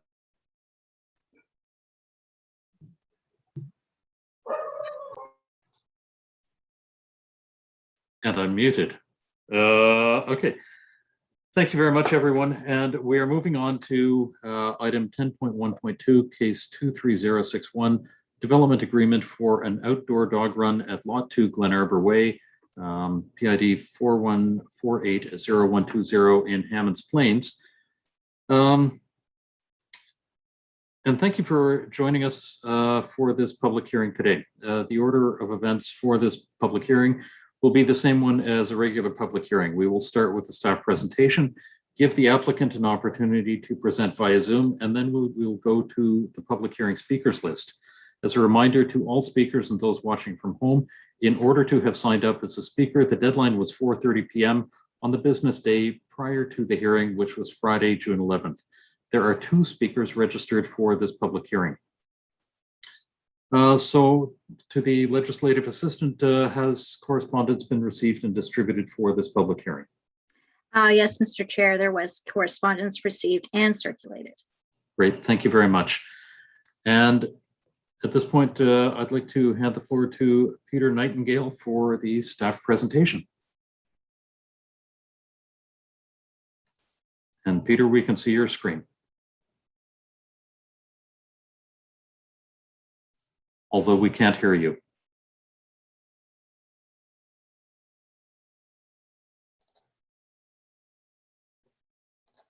Sorry about that. I'll try that again.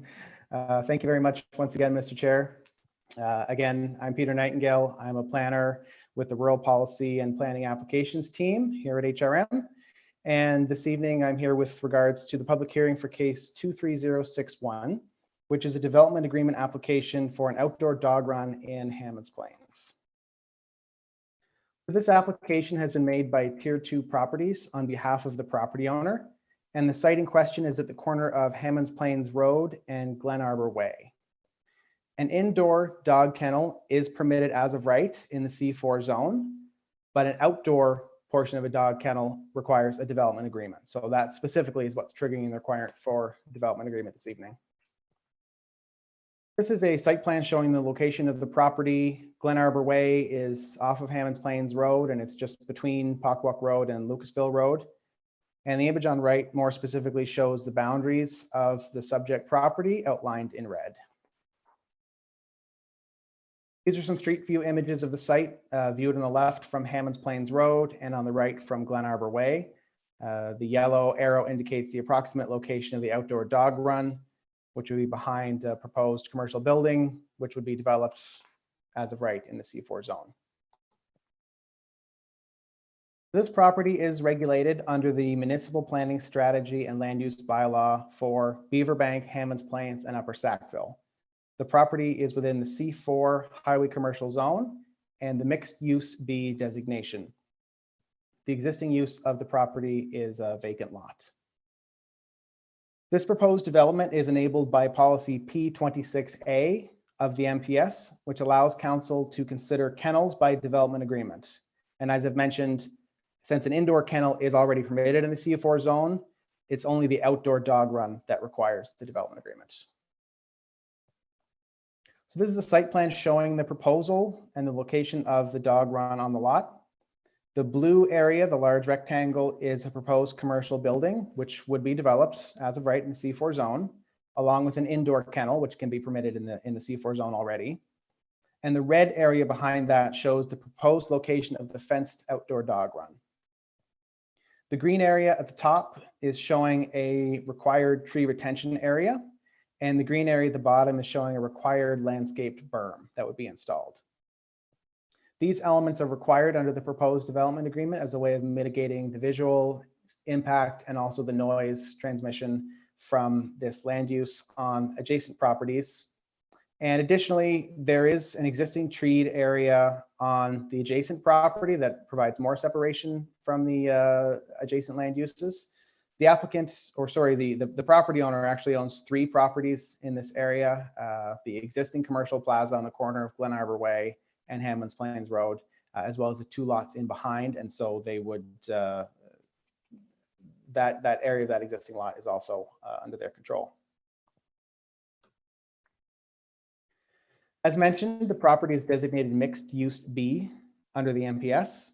And the intent of this designation is to encourage a mixed pattern of development.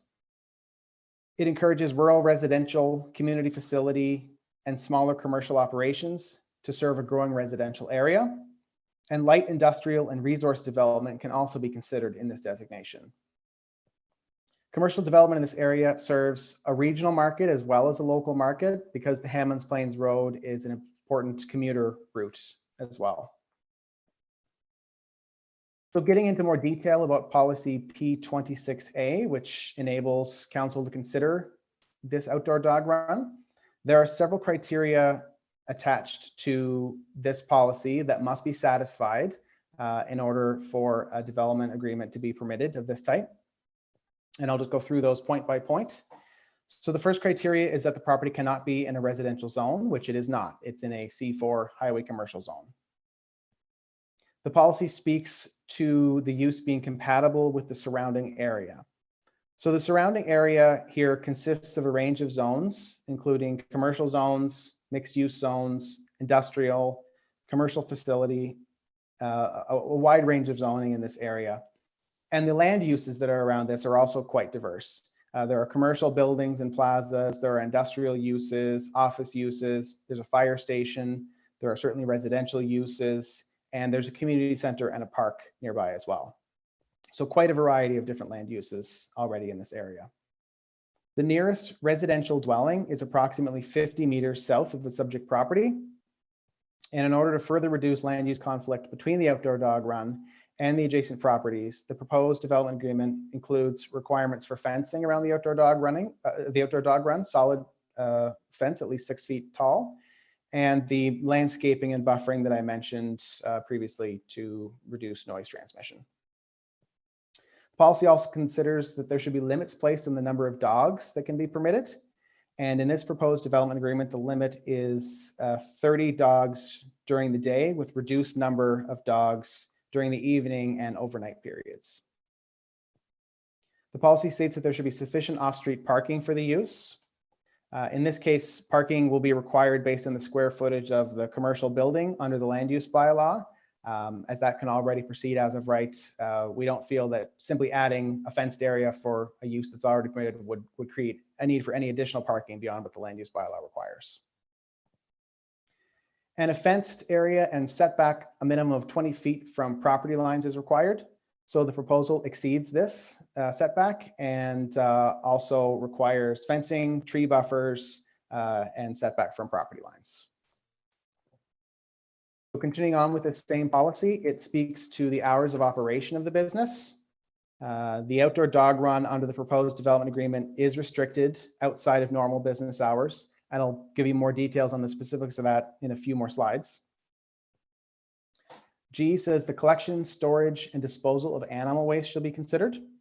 This proposed development agreement requires regular collection of animal waste and requires that it's stored and disposed of in a manner that would prevent odor or unsightliness. Traffic circulation. The existing plaza that's there has a right-in, right-out driveway on Hammonds Plains Road, and it has a two-way driveway on Glen Arbor Road, which, in addition to serving the existing commercial plaza there, will also serve the proposed new development as well. This was approved by HRM Development Engineering at the time that it was constructed. It was known from the beginning that there would be 3 commercial buildings in here, and so it was designed so that the traffic circulation would meet the requirements of our engineering department for road safety. And finally, clause I states that consideration should be general maintenance of the facility. There's a clause in the development agreement that requires the property to be kept in a good state of repair. In addition to the requirements for handling of the waste, also that just general maintenance, the fencing should be kept in a state of good repair and so forth. The applicant is also proposing artificial turf for the dog run as a way of making the facility easier to maintain.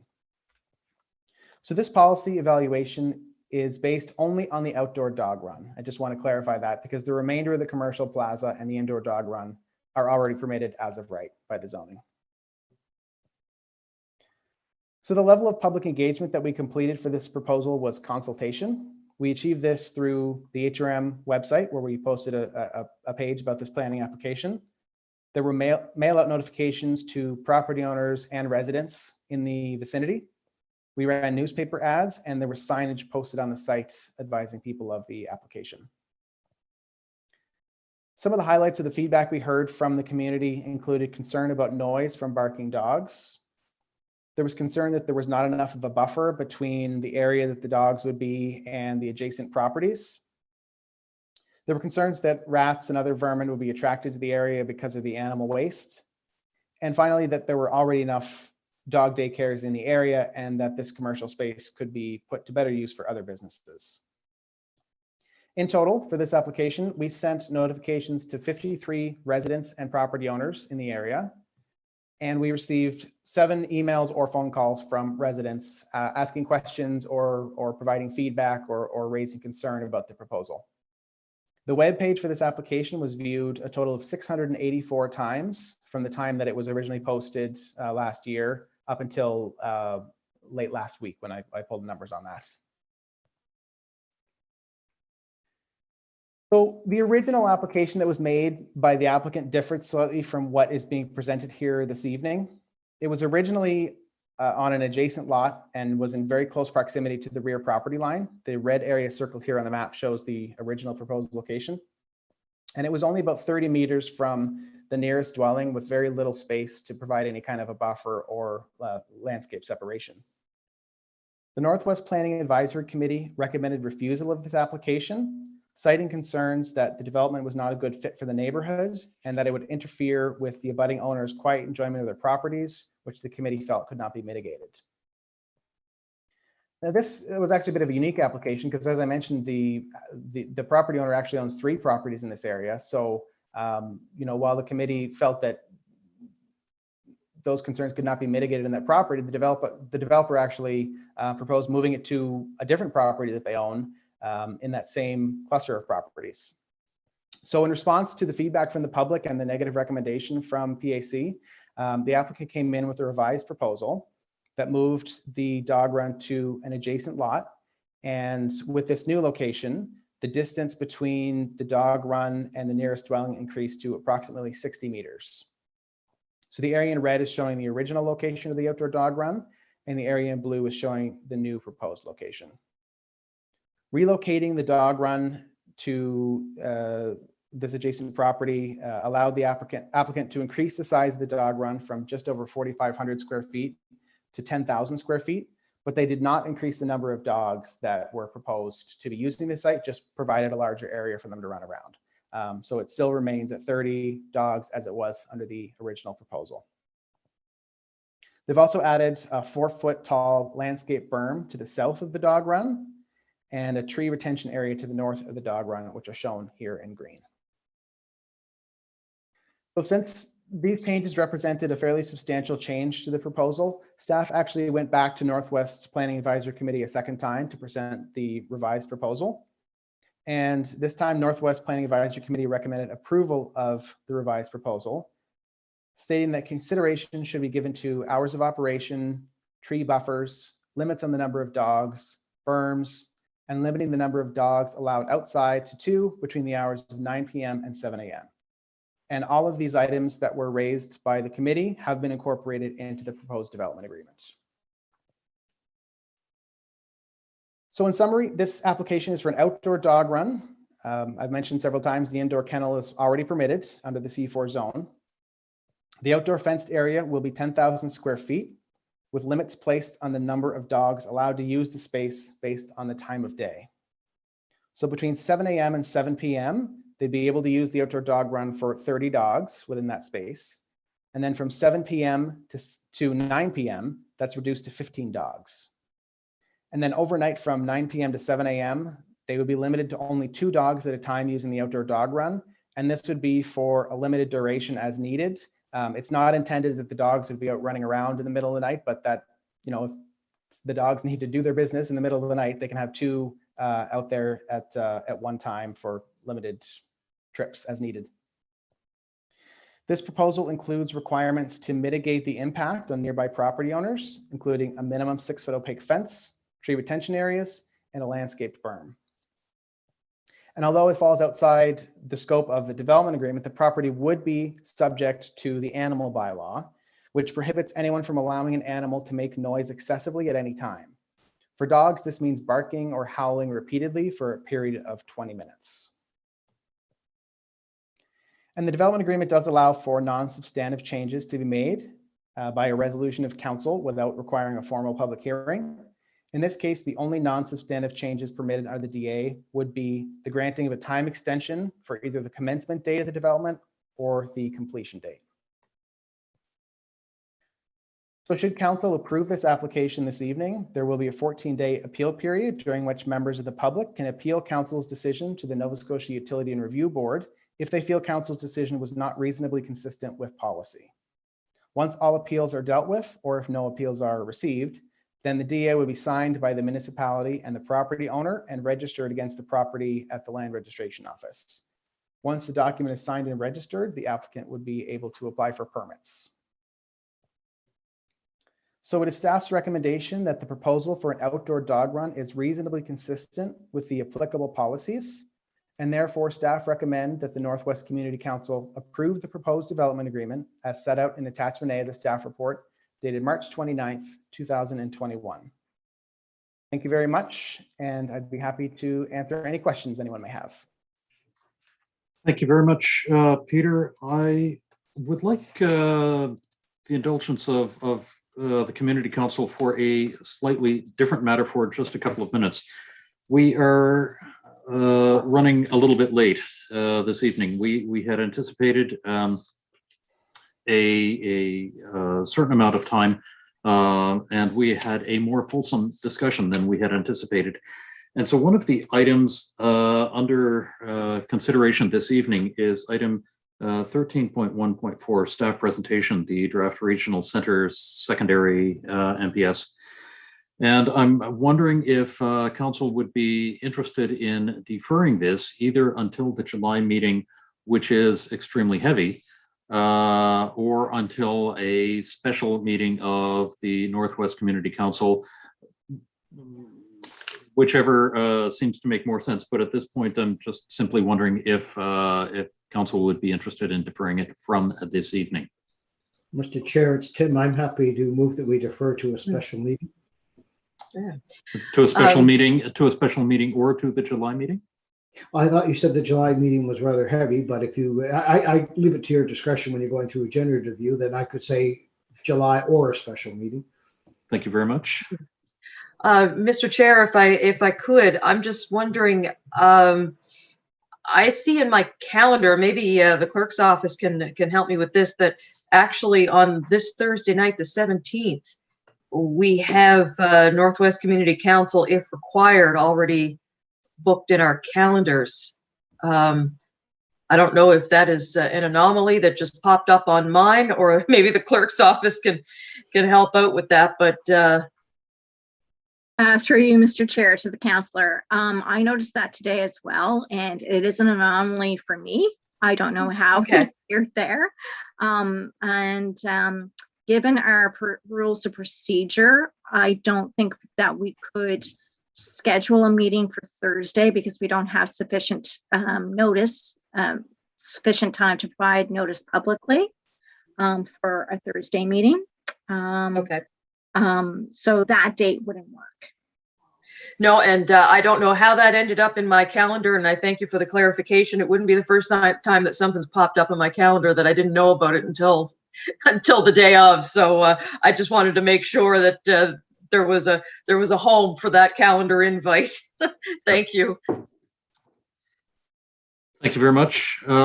Is there a seconder for the motion to defer? Second. Councillor Lovelace, thank you very much. Is there any further discussion on that motion? Just a thank you. So yeah, question. Okay. Thank you very much. All in favor of deferring the staff presentation on the Regional Center Secondary Municipal Planning Strategy signify by saying aye. Aye. Everybody already has. Aye. Thank you. All opposed say nay. Thank you very much, folks. Now let's jump back to the presentation from Peter. Are there any questions of clarification for Peter on case 23061? Go ahead, Councillor Lovelace. Thank you. Just a question of clarification. We have these all across the municipality. And so I'm just wondering if you, in the concern that you had mentioned about rats, can you just clarify that a little bit for me, please? Thank you, Councillor, and through you, Mr. Chair. This is something that was brought up as a concern by a member of the public last week. It's not something that had been on our radar, but there are, and perhaps Ms. Langell can speak more to this as she's done quite a few of these applications for dog kennels. But, you know, we have standard language that we use, you know, to making sure the waste is properly stored, that it's not left out in the open, that you know, they have to clean it up regularly and store it in a secure manner where you know, critters can't get into it and disturb it, and that they dispose of it, you know, properly in accordance with our solid waste bylaw in a manner that doesn't provide nuisance. So that clause has gone into the development agreement, and certainly if we did become aware from a complaint from a member of the public that, you know, there were rats or critters attracted to this property, that would become a compliance matter that we would follow up to make sure they were following those criteria, that it's stored properly. It says right in the draft DA that it has to be handled in a way that it prevents nuisance from odor or I forget the exact wording, but essentially they have to make sure the animal waste isn't creating a nuisance. So we would consider that to fall under that and would follow up that with our compliance group if necessary. Okay, thank you for that clarification. Thank you. Are there any other questions of clarification for Peter? Not seeing any. Thank you. At this point, I would like to open the public hearing, and I'd like to invite the applicant to address council. Craig Dunnick, are you with us this evening? Yes, I am. Can you hear me all right? We can hear you just fine. Thank you very much. You have 10 minutes. You may proceed. Perfect.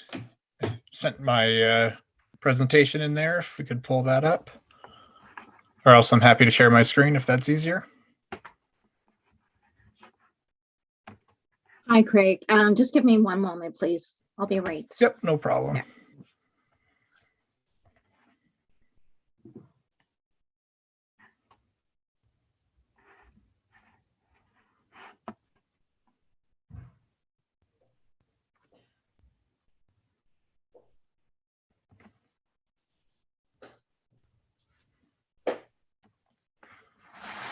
There we go. We can see the presentation. Go ahead, Craig. You have 10 minutes from now. Perfect. And thank you, Peter, for your presentation. You covered a lot of this, did a great job. Appreciate it. So good evening, Mr. Chair, members of council, and all joining from the public. Thank you for considering our case at Lot 2, Glen Arbor Way this evening. My name is Craig Dunnick. I'm with Tier 2 Properties, who is one of the owners of the 3 lots here at the corner of Hammonds Plains Road and Glen Arbor Way. Next slide, please. We're seeking approval for a fenced-in dog run area, highlighted in red, on the outside of a commercial building we're looking to construct in 2022. We have an interested member of the community looking to open a dog daycare, which is allowed as of right, as Peter mentioned, but they would also require an outdoor area for the animals, which requires a development agreement. Next slide, please.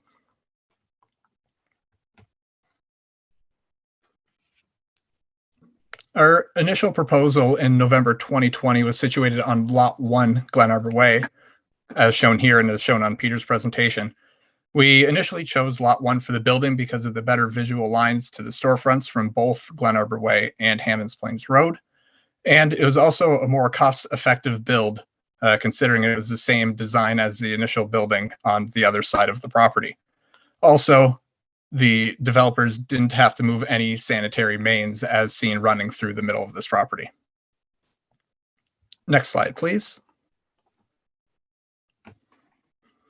During the public engagement process, we only came across a few concerns. Noise not being enough of a buffer between the fenced-in area and surrounding buildings, and the potential for smell from dog waste. The ownership group re-engaged an engineer, as well as worked with members of HRM planning to figure out the best solution. A dramatic shift was made based on the feedback from the community and the Northwest Planning Advisory Committee, and made the decision to design a new building and situate it on Lot 2, Glen Arbor Way. And I will explain a few more of the adjustments next. Next slide, please. To mitigate the noise and buffer concern, there are several steps taken by the owners. Moving to this lot significantly increases the distance to any residential home from the fenced-in area. The first proposal was approximately 125 feet from the nearest home, and these are approximate numbers. They were taken off Google Maps from the corner of the fenced area to the corner of the residential home.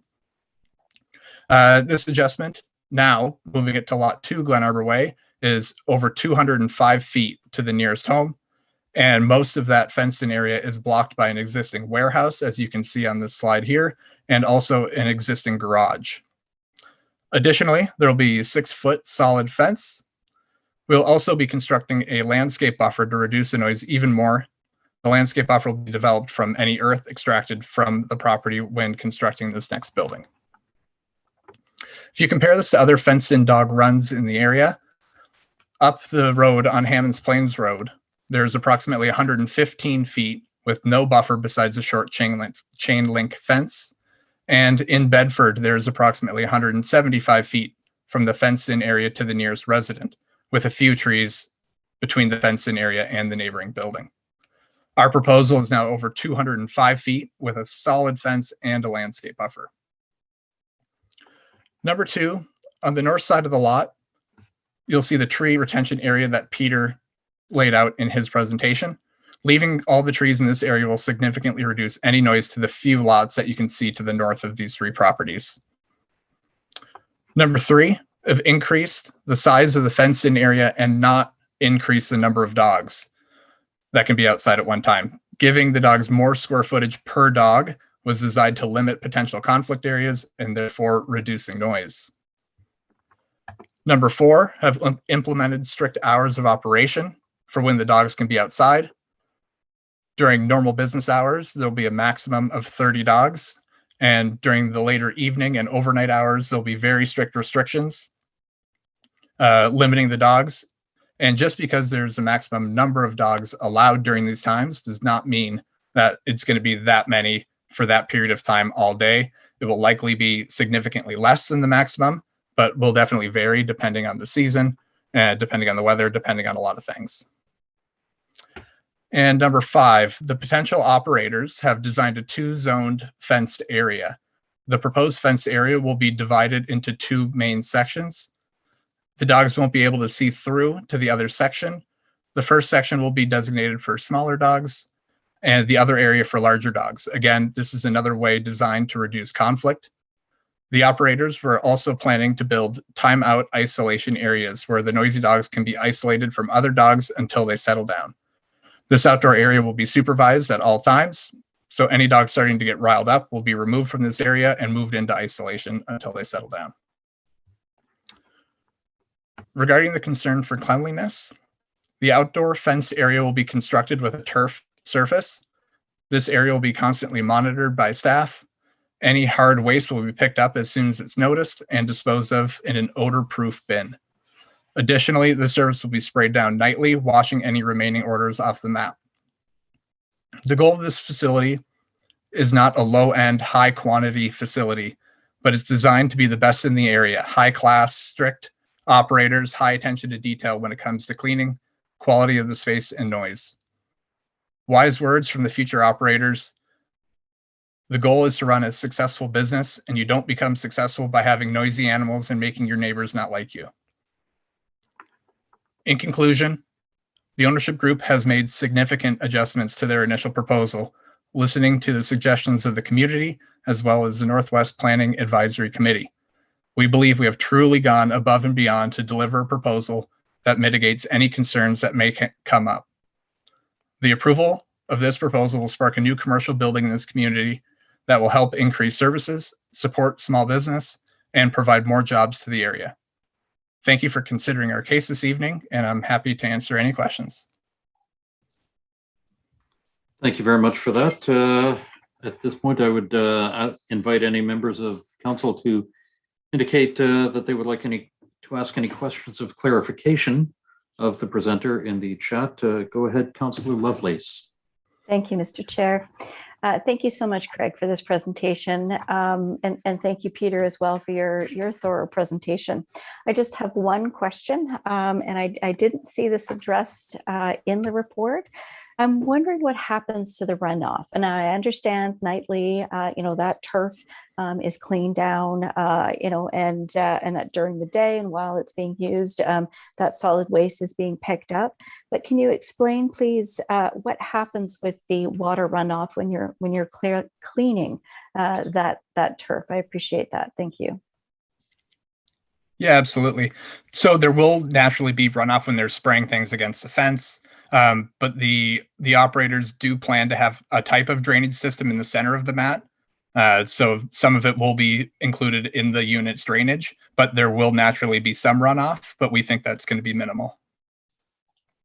Thank you. I appreciate that. So there will be a drainage system along the middle of the dog run. Yes, that's the plan. Okay, thank you. Thank you very much. I see no further questions of clarification from members of council. So at this point, I'd like to move to the public portion of the hearing, and any member of the public who registered with the clerk's office on this matter will be given 5 minutes to address the topic, and you'll be given a 30-second reminder when your time is about done. When I call your name, you may unmute your mic and begin speaking. Each speaker is asked to begin by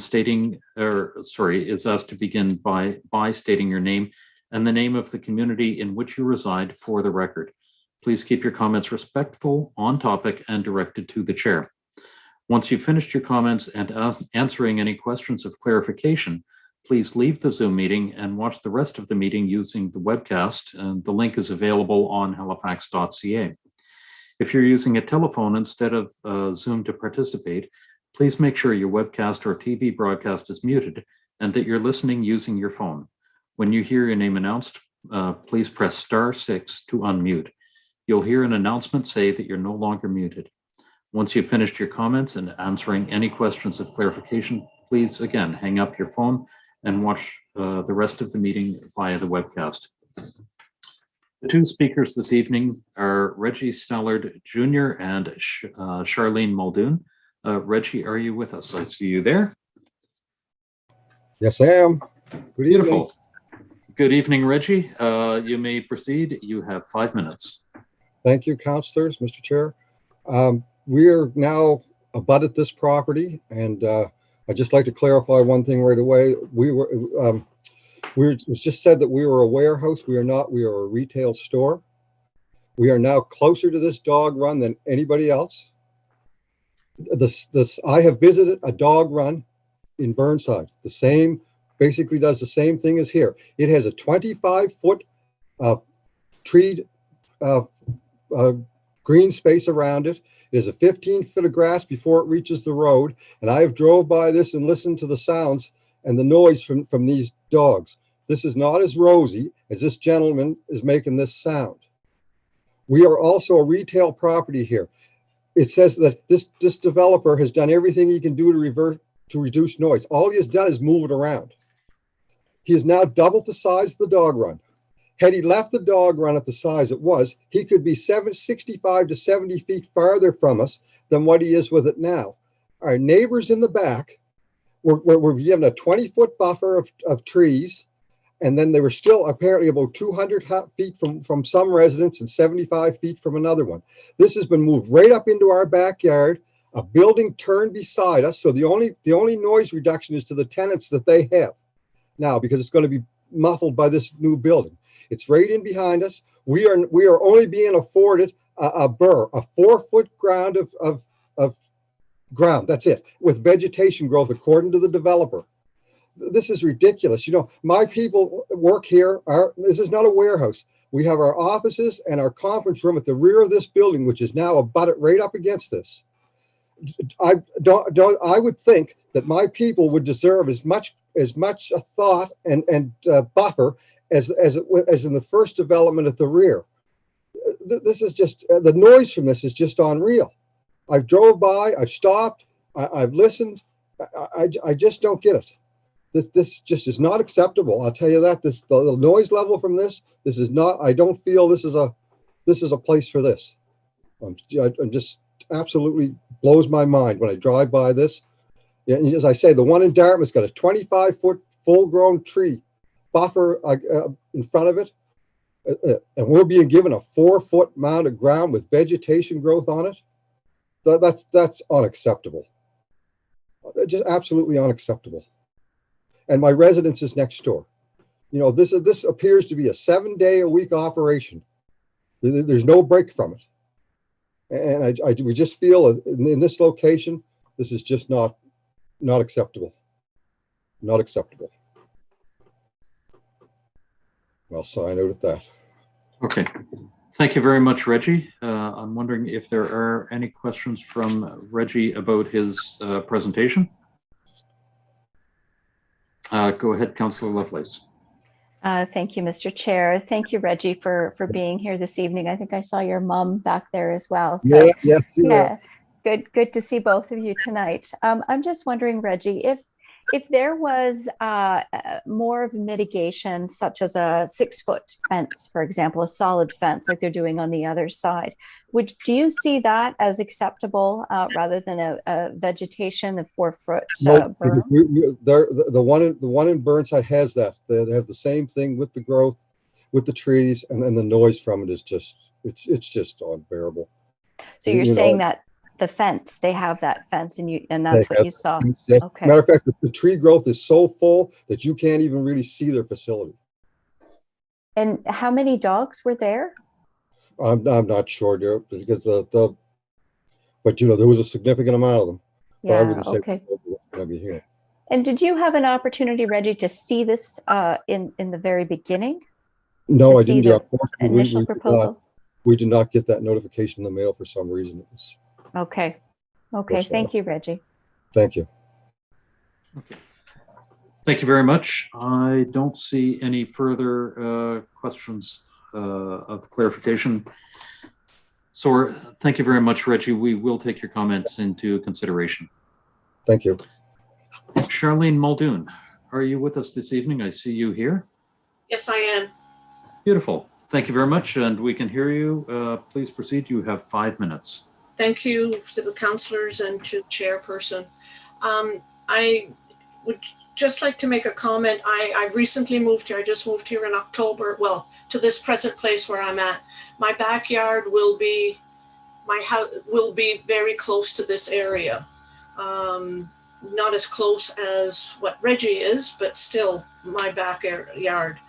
My concern is I have a lot of concerns because I did do research and looking in regards to the dog feces, and it clearly says, any research I've done, it says that the rats are attracted, they smell the dog feces and they are automatically attracted to it. I know they're saying it will be picked up regularly, that it will be put in containers and so on and then disposed. How long will they be in these containers? The smell can come still out. They don't have to be on the ground. The smell can come out. It will attract the rats. The urine on the artificial turf, yes, they're saying they will do the washing and spraying of it at nighttime, but you've got 30 dogs on the turf peeing all day long. That smell, and in this hot weather, the smell is going to be strong. I work from home, so does my son. Our offices are at the back of the house. I don't have central air. I can't afford central air, so the windows have to be open. We will be hearing dogs barking.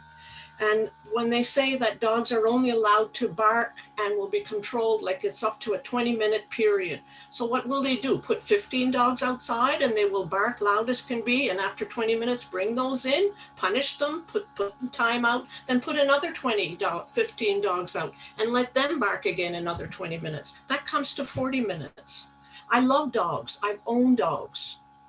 I understand people put them in dog daycare and they put them in the park.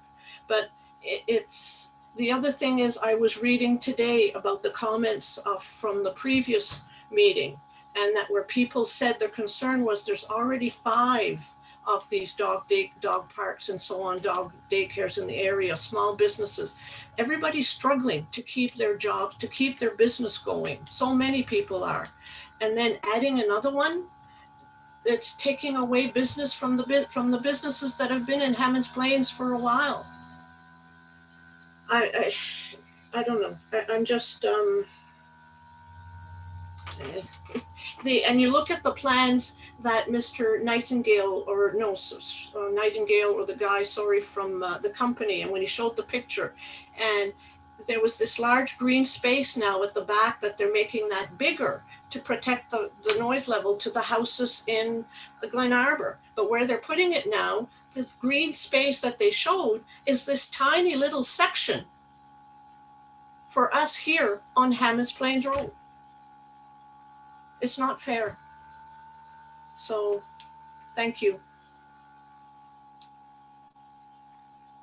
Thank you, Charlene, for your presentation this evening. I would once again ask any members of council to indicate that you would like to ask questions by signifying that in the chat. Go ahead, Councillor Lovelace.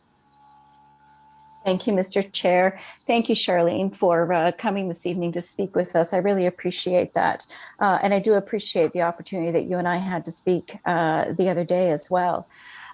What I'm wondering is, when you purchased your home, because you're very new to the area, and welcome to Hannah's Plains, I'm just wondering, when you purchased your home here, were you aware of the zoning in the area, and did you have an inclination that, you know, an indoor dog kennel is permitted currently as of right? Were you aware of the commercial and mixed use zoning?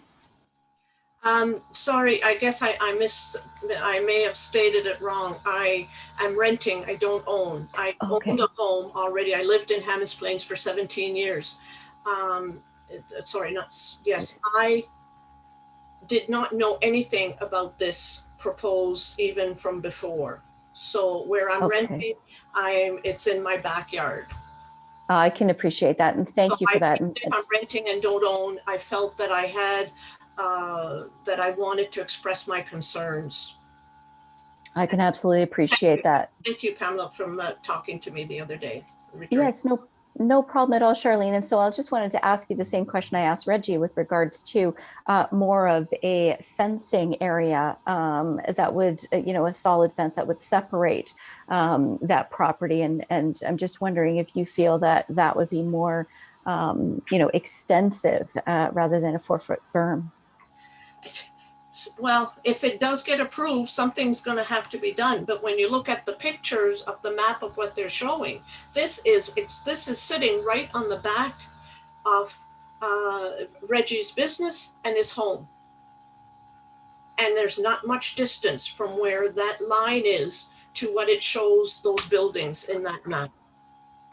Not at all. Okay. Thank you, Charlene. I appreciate that. Thank you. Thank you very much. Thank you very much, Charlene and Reggie, for your presentation. At this point, I would like to provide the opportunity for Mr. Dunnick to briefly respond to the points raised by the presenters. Craig, would you like to respond? And if so, you have 5 minutes. Yes, thank you, Mr. Chair. First off, I want to say thank you for the community and the public. As you can tell, the process here over the last year or so, as we've been finalizing this, has taken a lot into the community's feedback into where we sit today. So we do appreciate that, and we're trying to accommodate the best we can. First thing I want to clarify is the fence. And I apologize if it wasn't clear previously, but there is a plan to be a 6-foot solid fence all the way around this property. So it is going to be a 6-foot fence between here and Reggie's property, and a berm and any existing vegetation. So we're leaving as much as we possibly can and adding that berm and adding the fence, which we think is far and above what any other dog daycare area or has in this area. Next, with the feces, it's a great question because it is a concern, and it's a concern that we have and the owners have too. Is they have, as mentioned, they have the 3 lots here, and the plan is to have 3 commercial buildings. And the last thing that we want is to bring rats and other vermin to the area. So there will be strict measures on where the feces stay, and if there is any pests, it has to be mitigated, because our goal in this development is to have happy tenants and happy neighbors and everything to be great. If we have a commercial building that we're trying to lease that is infested with rats, that's not in anyone's best interest. So we're not trying to kind of get around that. We're going to have, as the owners of the building and the managers of the building, we are going to do whatever we can to make sure that does not happen. And last thing I really want to stress is the comment about noise and the neighbors are going to be, it's not going to be an enjoyable place to live or work. Again, with us being the developers and with the tenants that we have here and the current tenants that we have at our building, these people want to have a successful business, and we want to have happy tenants. And if we have 20 dogs in the back barking all day long, no one's happy. We're not happy. We're the ones talking with the tenants. The community is not happy. That's not in anyone's best interest. So when they say if there's 20 dogs barking, are they going to be just pulled inside and replaced with 20 more barking dogs, and then they're going to be replaced with 20 more barking dogs? That's the opposite of what we're looking to do here. Totally understand that it is hard to control dogs at sometimes, but I believe how far we've come in the last year and how we've listened to the community and planning and the counselors. I think we've come to a place that we've done a really good job to do just about everything we can to make this a successful addition to the community, and we're happy with where we are. Thank you. Okay. Thank you very much. And at this point, I would like to ask for a motion to close the public hearing. So moved, Mr. Chair. Councillor Lovelace, Second. thank you. Seconded by Councillor Blackburn. All in favor, please signify by saying aye. Aye. Aye. Aye. Thank you very much. And we are past 9 o'clock. I would like to ask for a procedural motion to proceed past 9 o'clock. Mr. Chair, I'd like to put that on the table for consideration that we continue this meeting this evening past 9 o'clock. Thank you very much, And I will Councillor second Lovelace. Councillor Blackburn, thank you very much. All in favor, please signify by saying aye. Aye. Aye. Aye. All opposed, say nay. Thank you very much. That has passed. So at this point, I'd like to provide Peter with an opportunity to, or Peter or other staff with an opportunity to address the comments from the public and the applicant. Thank you very much, Mr. Chair. There were a couple of points I was going to clarify, but Mr. Dunnick covered most of them off. Just to reiterate, this is a mixed use designation. It anticipates a variety of different uses sort of coexisting. And we, as you know, part of the policy considerations, we ask, you know, the policy that allows kennels, we ask for the greatest sort of mitigation factors that are possible on a property. You know, there's certainly always going to be some adjacent properties that are impacted, but you know, in staff's view, the applicant has done the most mitigation that they can for such a use. Thank you. Okay, thank you very much. And at this point, what are the wishes of council? Mr. Chair, I'd like to put the motion on the floor for consideration. Go ahead. Oh, Andrea, did you pop that in the chat? Thank you so much. I move that Northwest Community Council, number 1, approve the proposed development agreement, which shall be substantially of the same form as set in attachment A of the staff report dated March 29th, 2021, and 2, require the development agreement to be signed by the property owner within 240 days, or any extension thereof granted by council on request of the property owner from the date of final approval by council and any other bodies as necessary, including applicable appeal periods, whichever is later. Otherwise, this approval will be void and obligations arising hereunder shall be at an end. Thank you. Thank you. Do we have a seconder? I'll second that, Lisa. Great. Thank you very much, Councillor Blackburn. Go ahead, Councillor Lovelace. Thank you so much, Mr. Chair. I appreciate this opportunity to put this motion on the floor, and I appreciate being able to hear from constituents this evening. You know, it's always so important for council to make decisions knowing that the community is involved. And with this particular application, I have to say I'm impressed with the willingness of the applicant to make adjustments and to listen to the community, and also to ensure that they are operating a business of highest standards for this community. This area, if you're not familiar with the corner of Glen Arbor Way and Hammonds Plains Road, is a very active 24/7 business community. residential community. There are many amenities that are open 7 days a week: a veterinary clinic, restaurants, pizza. There's coffee shops. There's a fire station open 24/7, and it's on Hammond's Plains Road, which is an extremely busy, noisy area. And certainly when we, and also of course, Reggie's business, Beacon Electric, which, has been an awesome business and a stellar of the community, and has been there, I believe, since the late 1980s. And so, we've seen a lot of changes. Reggie and his family has seen a lot of changes as well in the community overall.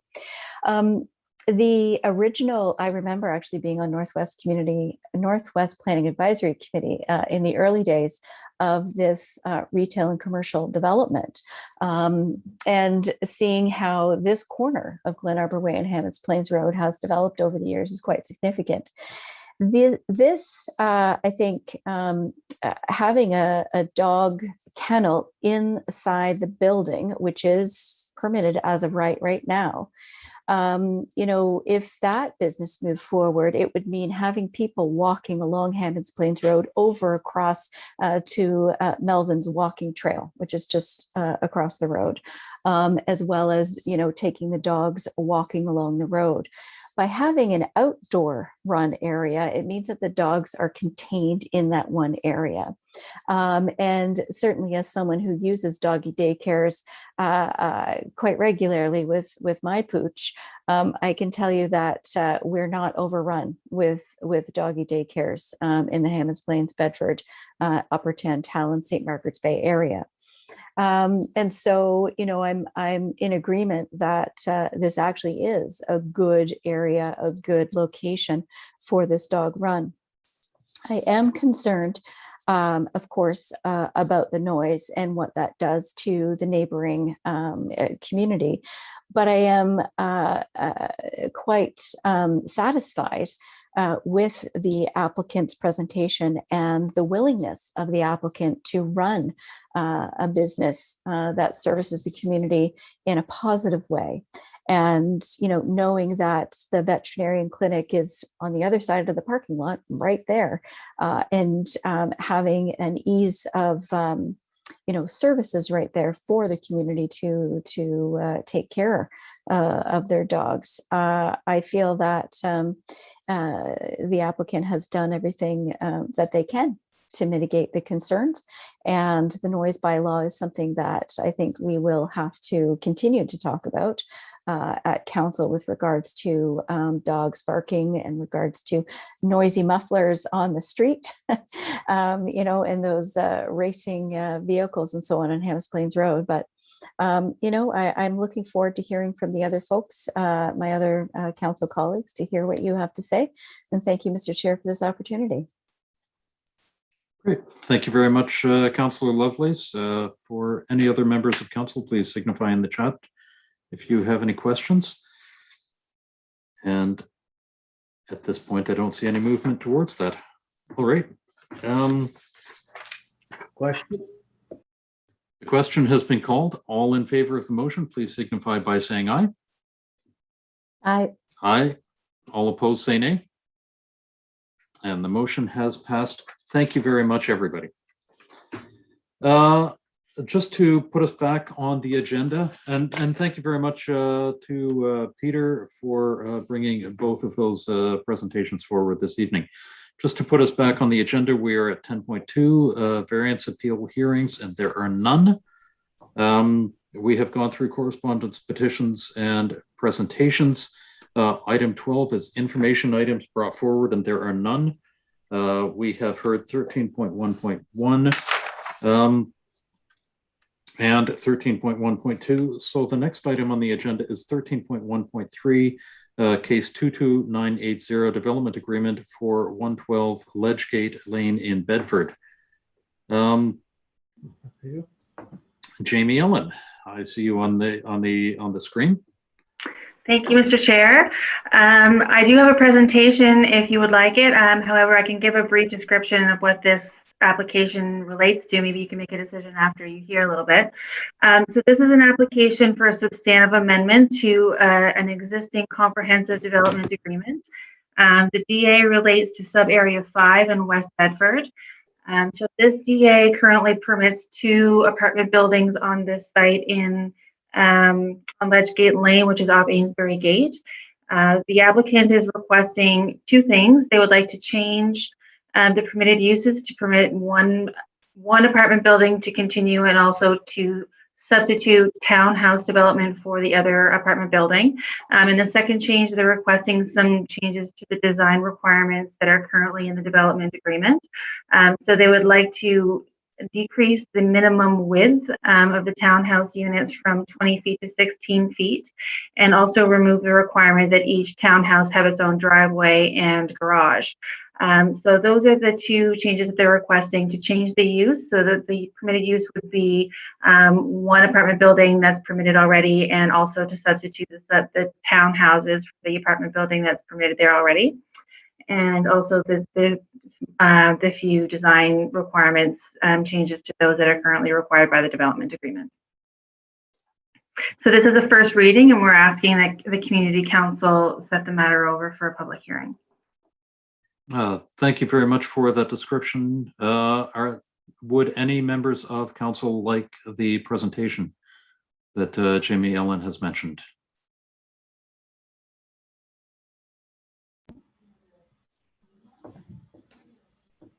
Go ahead, Councillor Earthett. Yeah, Mr. Chair, I'm happy to have a presentation at next time we deal with this, but maybe between now and then, I wouldn't mind talking to Jamie Allen and the developer, because I certainly have concerns about driveways and garages and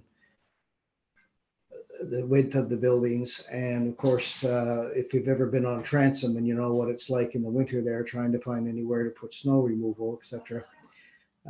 So I have some concerns in the design of this, but I think we can probably talk about that. Not enough that I don't want this to go to public hearing, but we can talk about it between now and the next time we hear this.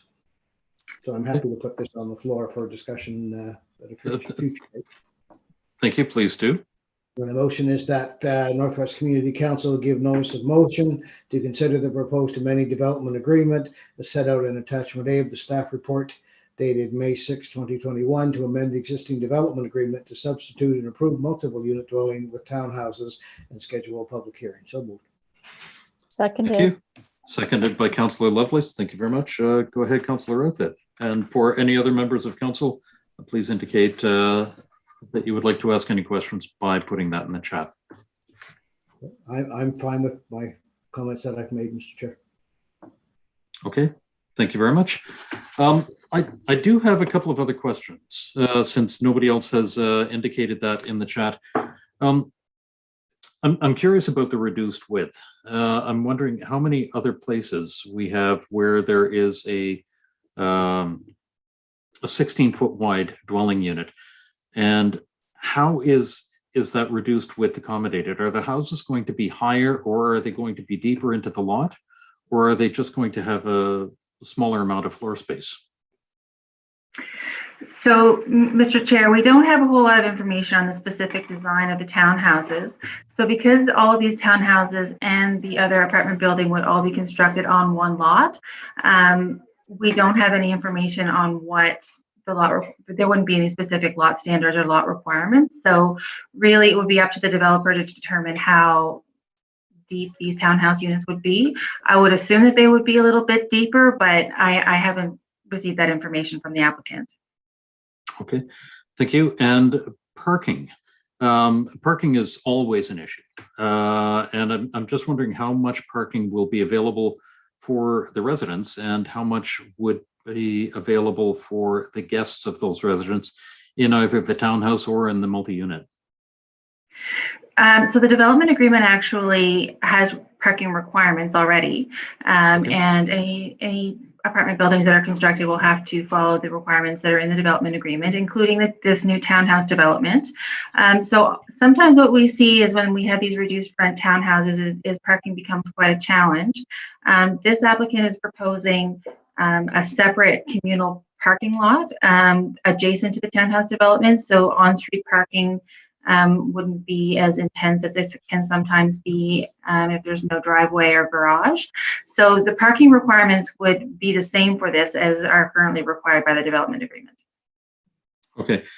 I'm not sure that lets me know how many there would be, but that does bring up the third question that I was wondering, or the third point, I guess it is, which is when we are being asked to consider amendments to a document, especially one that 4 out of 5 of us were not on council for when it was originated, please provide the full document.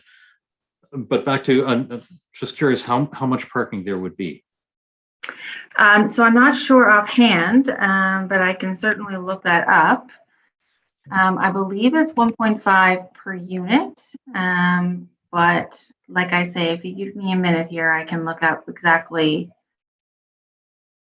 how many parking spaces will be required per unit.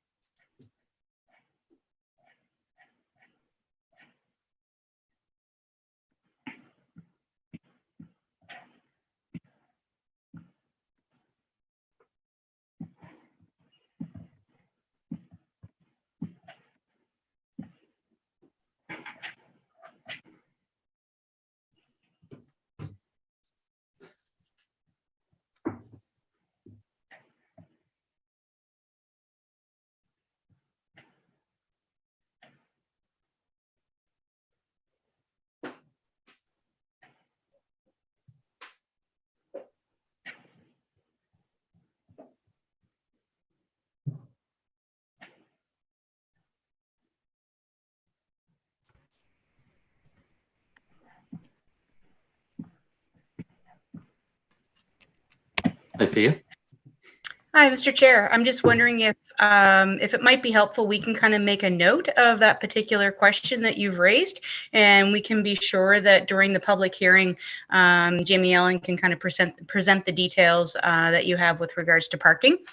We can cover that for you in the presentation at an upcoming public hearing, if that's the wish of council. That is absolutely acceptable. Thank you very much, Thea. No problem. And that covers off my questions. Councillor Lovelace. Thank you, Mr. Chair. So that was kind of the direction of questioning that I was going in. We've got a 2012 agreement. You know, when I go through that agreement, of course, it's like a scanned document, so we can't really search for sort of, you know, things. So when I found the parking details, you know, I'm trying to figure out how we make a decision on an agreement that was made quite some time ago. We weren't here for that, so we don't have the backstory on it. And so while I understand, yes, going to public hearing, I'm in agreement with that. We want to hear from the public. But at the same time, you know, it's difficult for us to pull in the pieces that we want to make sure that staff have, you know, prepared for that public hearing when we're looking at a document from 2012. So I don't know if anyone else is feeling that way, but you know, I know that when I go through Amesbury Gate and I go through some of these communities, it's a tight fit because there's so many cars on the side of the road, especially in the wintertime. And I know Tim and I, we've talked about that before. So, you know, having a designated guest parking area, I think is really important if we are moving to townhouses. So it's really more of a comment, I guess, than a question, Mr. Chair. That's fair. Thank you very much, Councillor Lovelace. Jamie Ellen, would you like to respond to that? To the parking, sorry, absolutely. I can do a a brief summary of the existing development agreement when we come back for the public hearing. The standard for review is always going to be the same, which is compliance with the general intent of the municipal planning strategy. So it's not so much a question of asking council to go back and look at those original plans and try to understand where council was going when they approved the original development agreement, so much as looking at what they're asking to do now and whether that amendment meets the criteria that have been articulated in the municipal planning strategy. Fair enough. I can totally understand that, but I also know that in the last 9 years, there have been a lot of changes in the community overall, especially in that Larry Utech area, with regards to traffic, new developments. Brookline's now in the serious development. We've got a new school going in. So it is important for us to fully understand the intent of the original development agreement and also consider the new changes and the impact that those changes have. So, a briefing, I think, would suffice for that public hearing. Thank you. Thank you very much, Councillor Lovelace. I don't see any further requests for questions in the chat. So all in favor of the motion, please signify by saying aye. Aye. Aye. Aye. All opposed, say nay. Great. Thank you very much. That motion passes. 13.1.4 has been deferred to some point in the future. So we are on to 13.2, members of Northwest Community Council. Item 14 is motions, and there are none. There is no in camera. There are no added items. Notices of motion. And I don't see any. Public participation. So this item is the public participation item. As a reminder to those watching from home, in order to have signed up as a speaker, the deadline was 4:30 p.m. the business day prior to the hearing, and no speakers had signed up for today's meeting. The date of the next special meeting of Northwest Community Council is July 12th, 2021. And the last item on the agenda is the adjournment. So can I have a motion to adjourn, please? I so move.